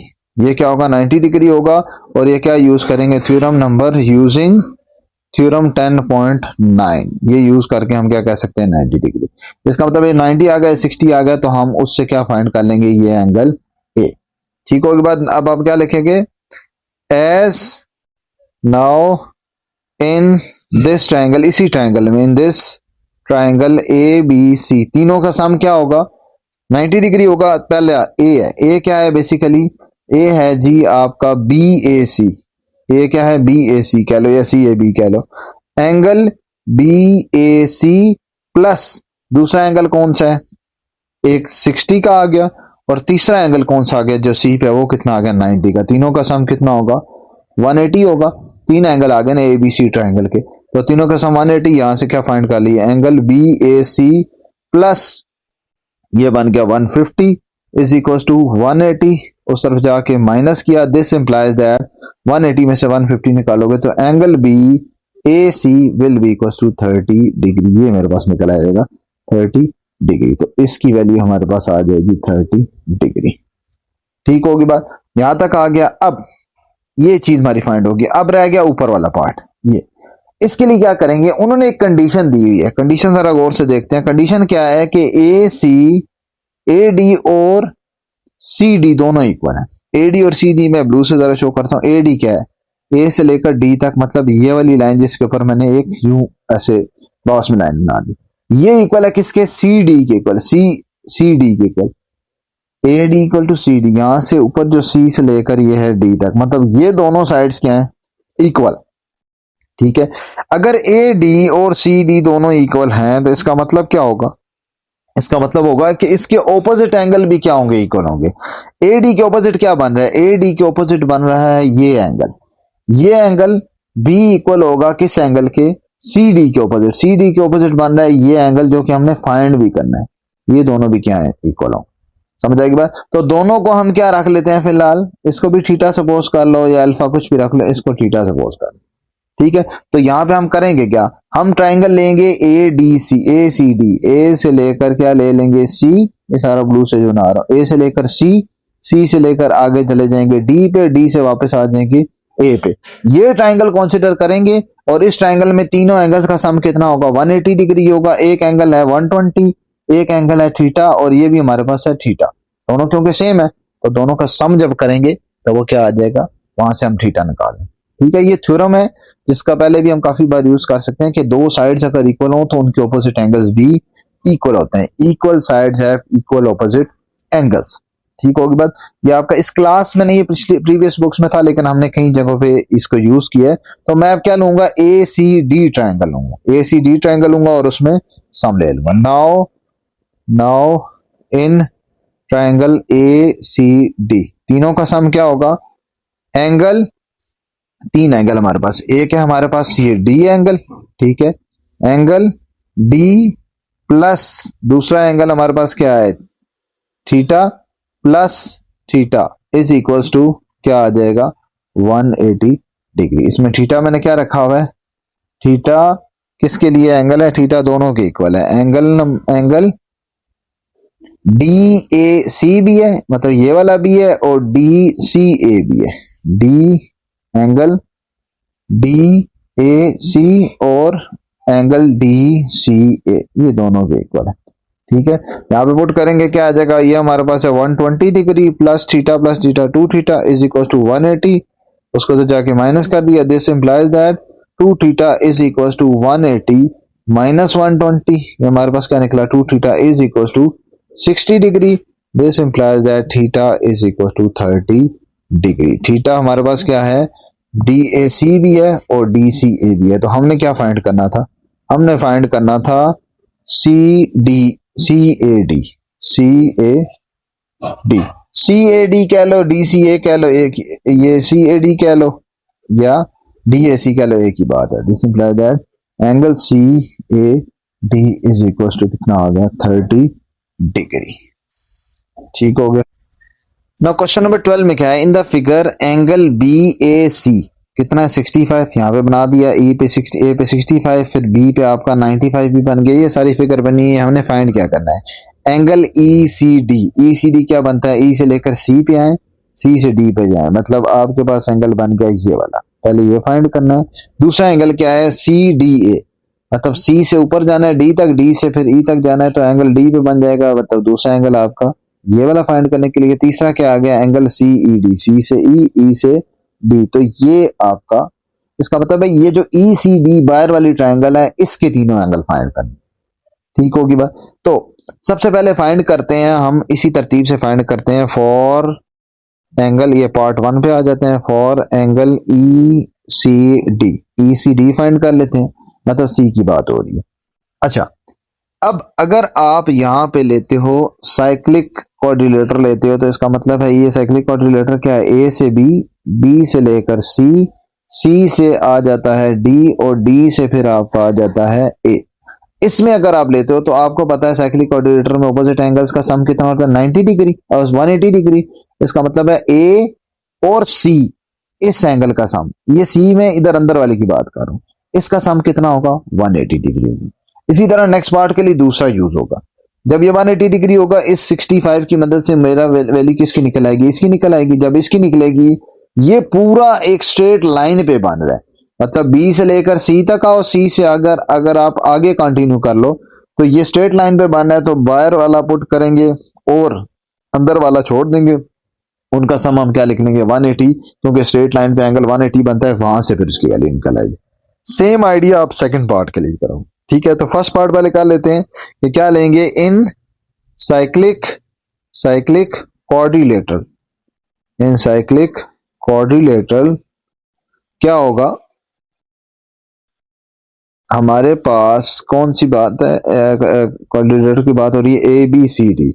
Angle A plus angle C कितना होगा, 180 डिग्री होगा। और ये किस थ्योरम की मदद से, थ्योरम 10.2, थ्योरम 10 पॉइंट सॉरी 12, 2 नहीं 12। ठीक है, यहाँ पे वैल्यू पुट कर लेते हैं एंगल ए की। एंगल ए कितना है जी, 65 डिग्री प्लस एंगल सी। अच्छा मैं सी अब यहाँ पे अंदर वाले की बात कर रहा हूँ, तो बेसिकली मैं बात कर रहा हूँ बी सी डी की।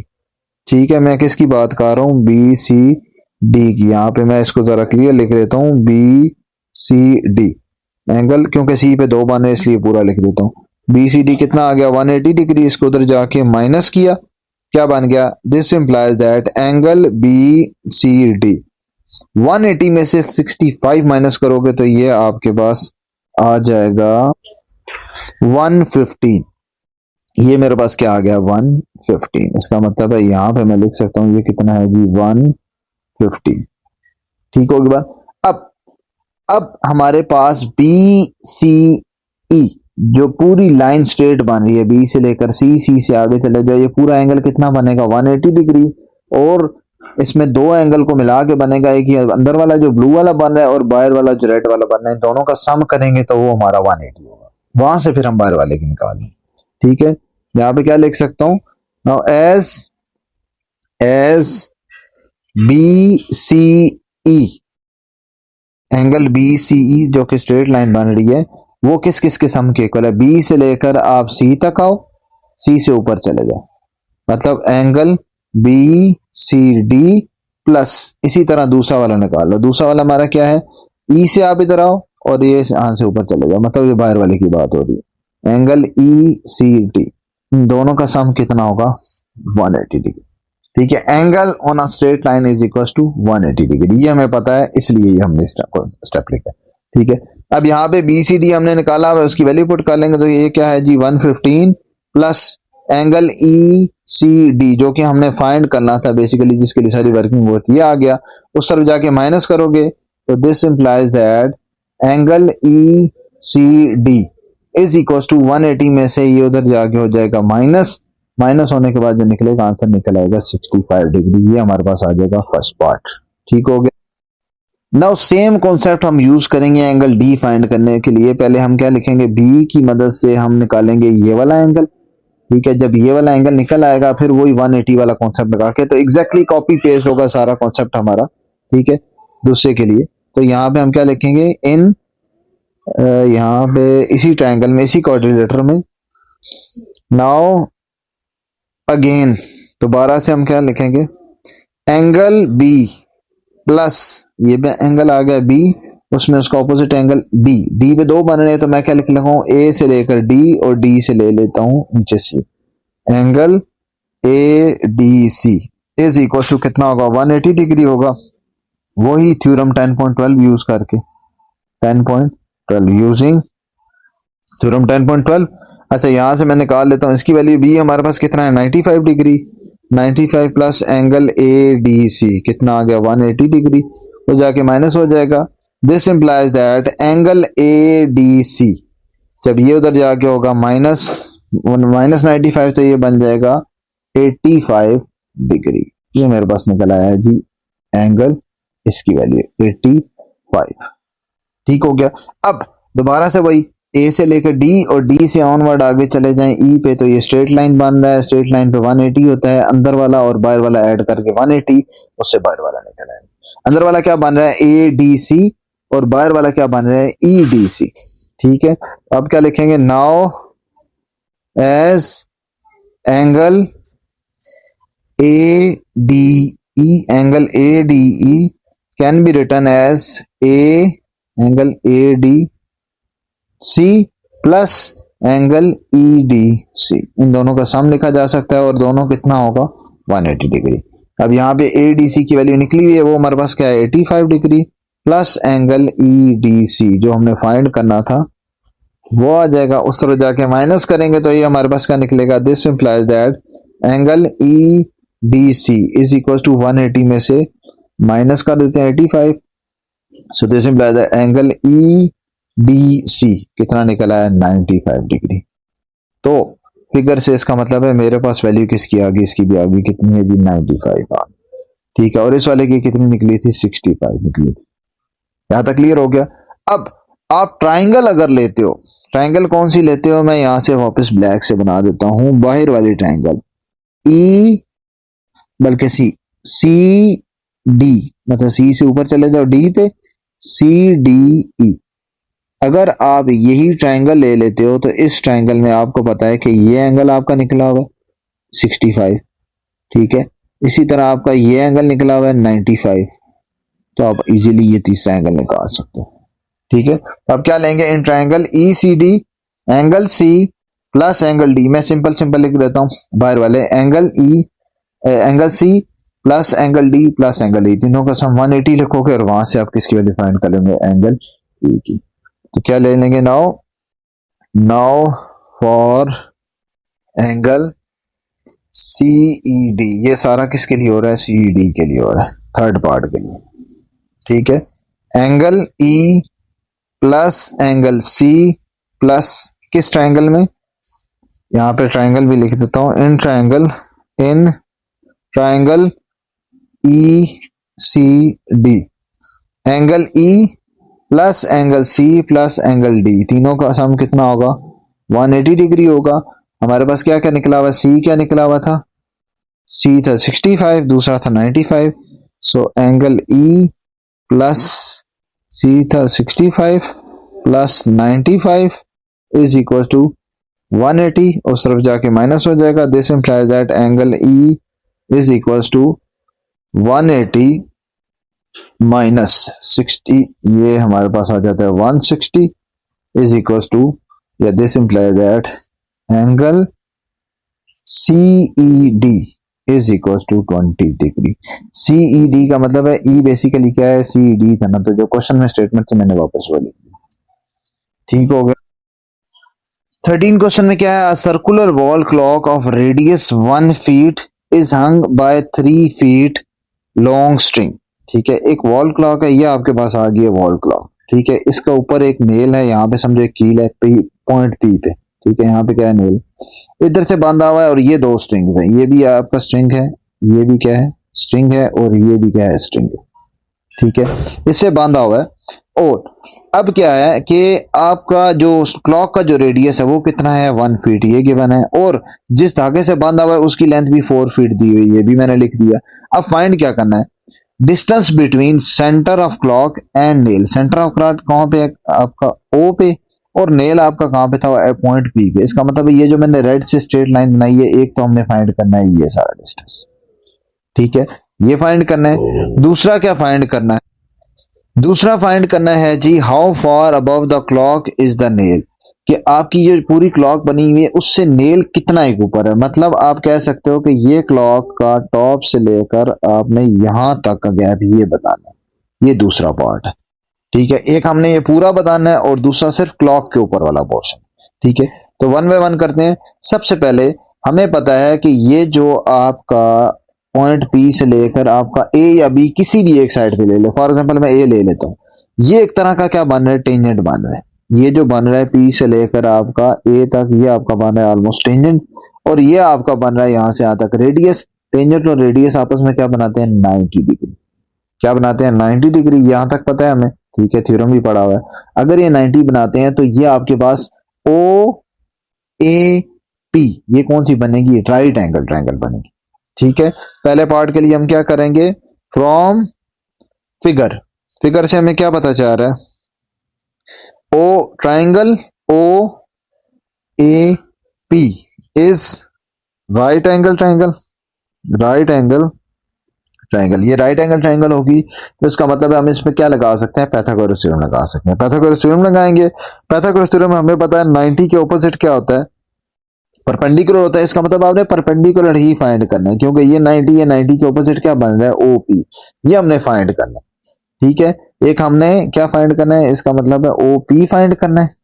ठीक है, दूसरा भी हम उसका नाम देते हैं तो फिर उस लिहाज से कर लेते हैं क्या फाइंड करना है। तो ओपी फाइंड करना है, तो हम क्या लिखेंगे, राइट एंगल ट्राइंगल में now apply Pythagoras theorem, Pythagoras theorem in triangle O A P. इसमें पाइथागोरस थ्योरम लगाएंगे तो हाइपोटेन्यूज का स्क्वायर, हाइपोटेन्यूज क्या बन रही है, ओ से लेकर पी तक। So O P square is equal to base कोई भी ले लो, ओ से लेकर ए तक बेस ले लो, ओ ए स्क्वायर प्लस फिर बी ए से पी तक, ए से पी तक ये परपेंडिकुलर है A B square. Values put करो क्या बन जाएगा, ओ ए मतलब 1 का स्क्वायर प्लस ये है 4 का स्क्वायर, कितना बन गया 1 plus 16 is equal to 17। So O P square is 17। This implies that O P, यहाँ पे अंडर रूट ले लो अगर दोनों तरफ, तो ये बन जाएगा ऑलमोस्ट इक्वल्स टू 4.1।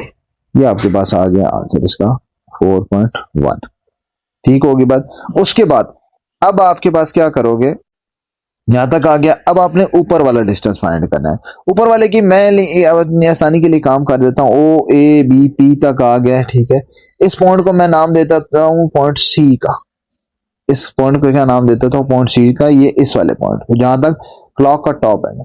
तो मैंने सी से लेकर क्या फाइंड करना है पी तक, इसका मतलब है सेकंड पार्ट के लिए मैंने क्या फाइंड करना है, now for second part, sorry now for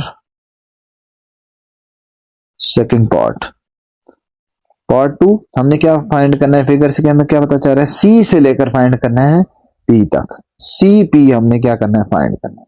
अच्छा फिगर से ये सारा हो जाएगा, सी से लेकर बी तक फाइंड करना, तो हमें नजर आ रहा है कि ओ से लेकर अगर आप निकालो टोटल पी तक, ओ से लेकर टोटल निकालो ये ऊपर कहां तक पी तक, तो इसको दो में स्प्लिट किया जा सकता है, O to C then C to P, split किया जा सकता है।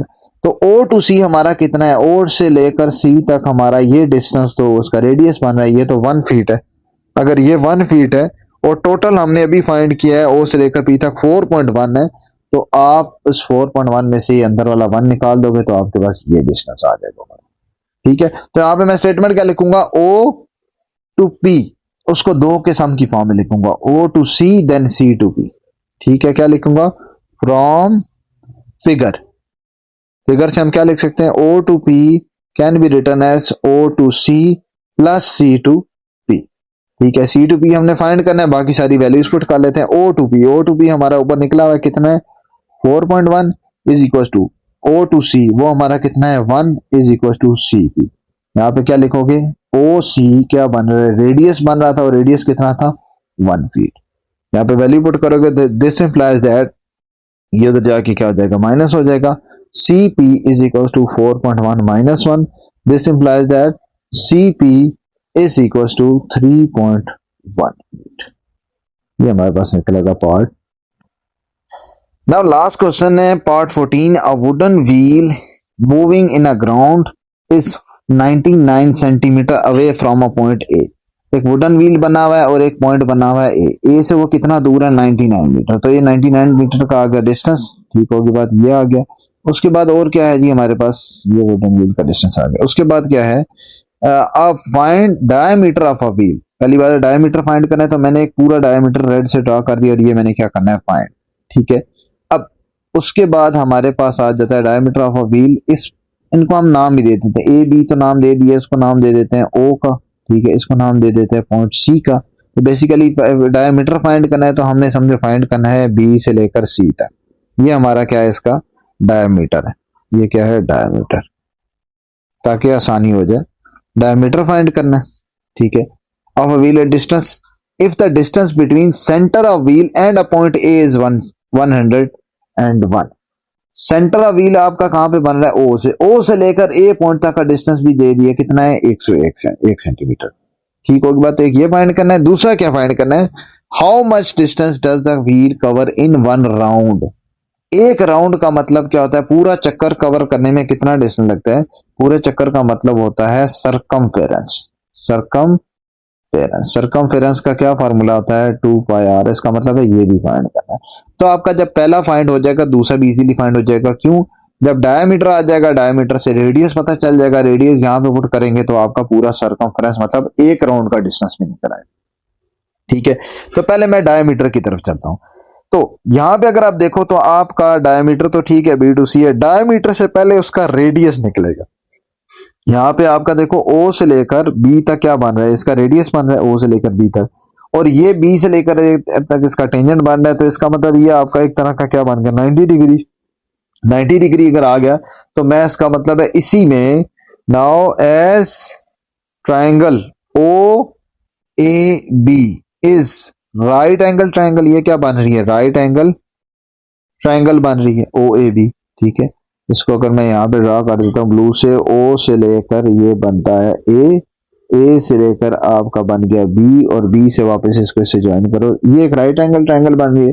इसमें क्या कर दूंगा, apply Pythagoras theorem, apply Pythagoras theorem in triangle O A B, इसमें अप्लाई करूंगा तो हाइपोटेन्यूज का स्क्वायर, हाइपोटेन्यूज क्या बन रहा है O A square is equal to base मतलब ए बी का स्क्वायर प्लस परपेंडिकुलर मतलब ओ बी का स्क्वायर, सारी वैल्यूज पुट करूंगा तो ओ ए मतलब आपका बन जाता है 101 square is equal to A B क्या बन गया 99 स्क्वायर प्लस ओ बी जो कि हमारा इसका क्या बन रहा है, ओ बी आप कह सकते हो कि यहां से यहां तक इसका क्या बन रहा है, रेडियस बन रहा है। या इसको इससे लिखता हूँ ब्लू से ताकि ब्लू वाला सारा रेडियस ही हमारा इसका क्या बन रहा है, रेडियस बन रहा है।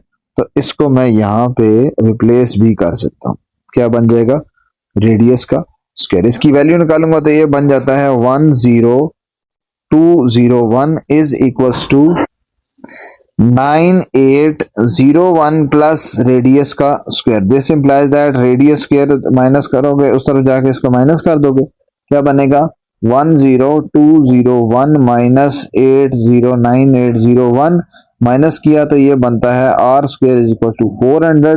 This implies that radius is equal to 20, under root लेने से रेडियस कितना आ गया है जी 20, तो इसकी वैल्यू आ चुकी है जी 20। अगर रेडियस 20 है तो डायमीटर कितना होगा, so this implies that diameter diameter is equal to 2 time of radius, तो 2 इंटू 20 कितना आ गया 40, ये हमारे पास आ गया एक। दूसरा पार्ट क्या था, सरकमफ्रेंस, तो सेकंड पार्ट के लिए क्या करेंगे now part 2, circumference, circumference is equal to क्या होता है 2 pi r, so 2 pi r radius कितना है 20, कितना बन गया 40 पाई, ये हमारा 40 पाए, और उसके अलावा इसकी वैल्यू भी पुट कर लो तो हमारे पास क्या बन जाता है 40 into 3.14 which is approximately equal to 125.6 centimetre, और ये भी सेंटीमीटर होता है। तो इसको आप कह सकते हो 1 राउंड डिस्टेंस भी कह सकते हो और सरकमफ्रेंस भी कह सकते हो, हमारे पास आ गया 1 राउंड डिस्टेंस।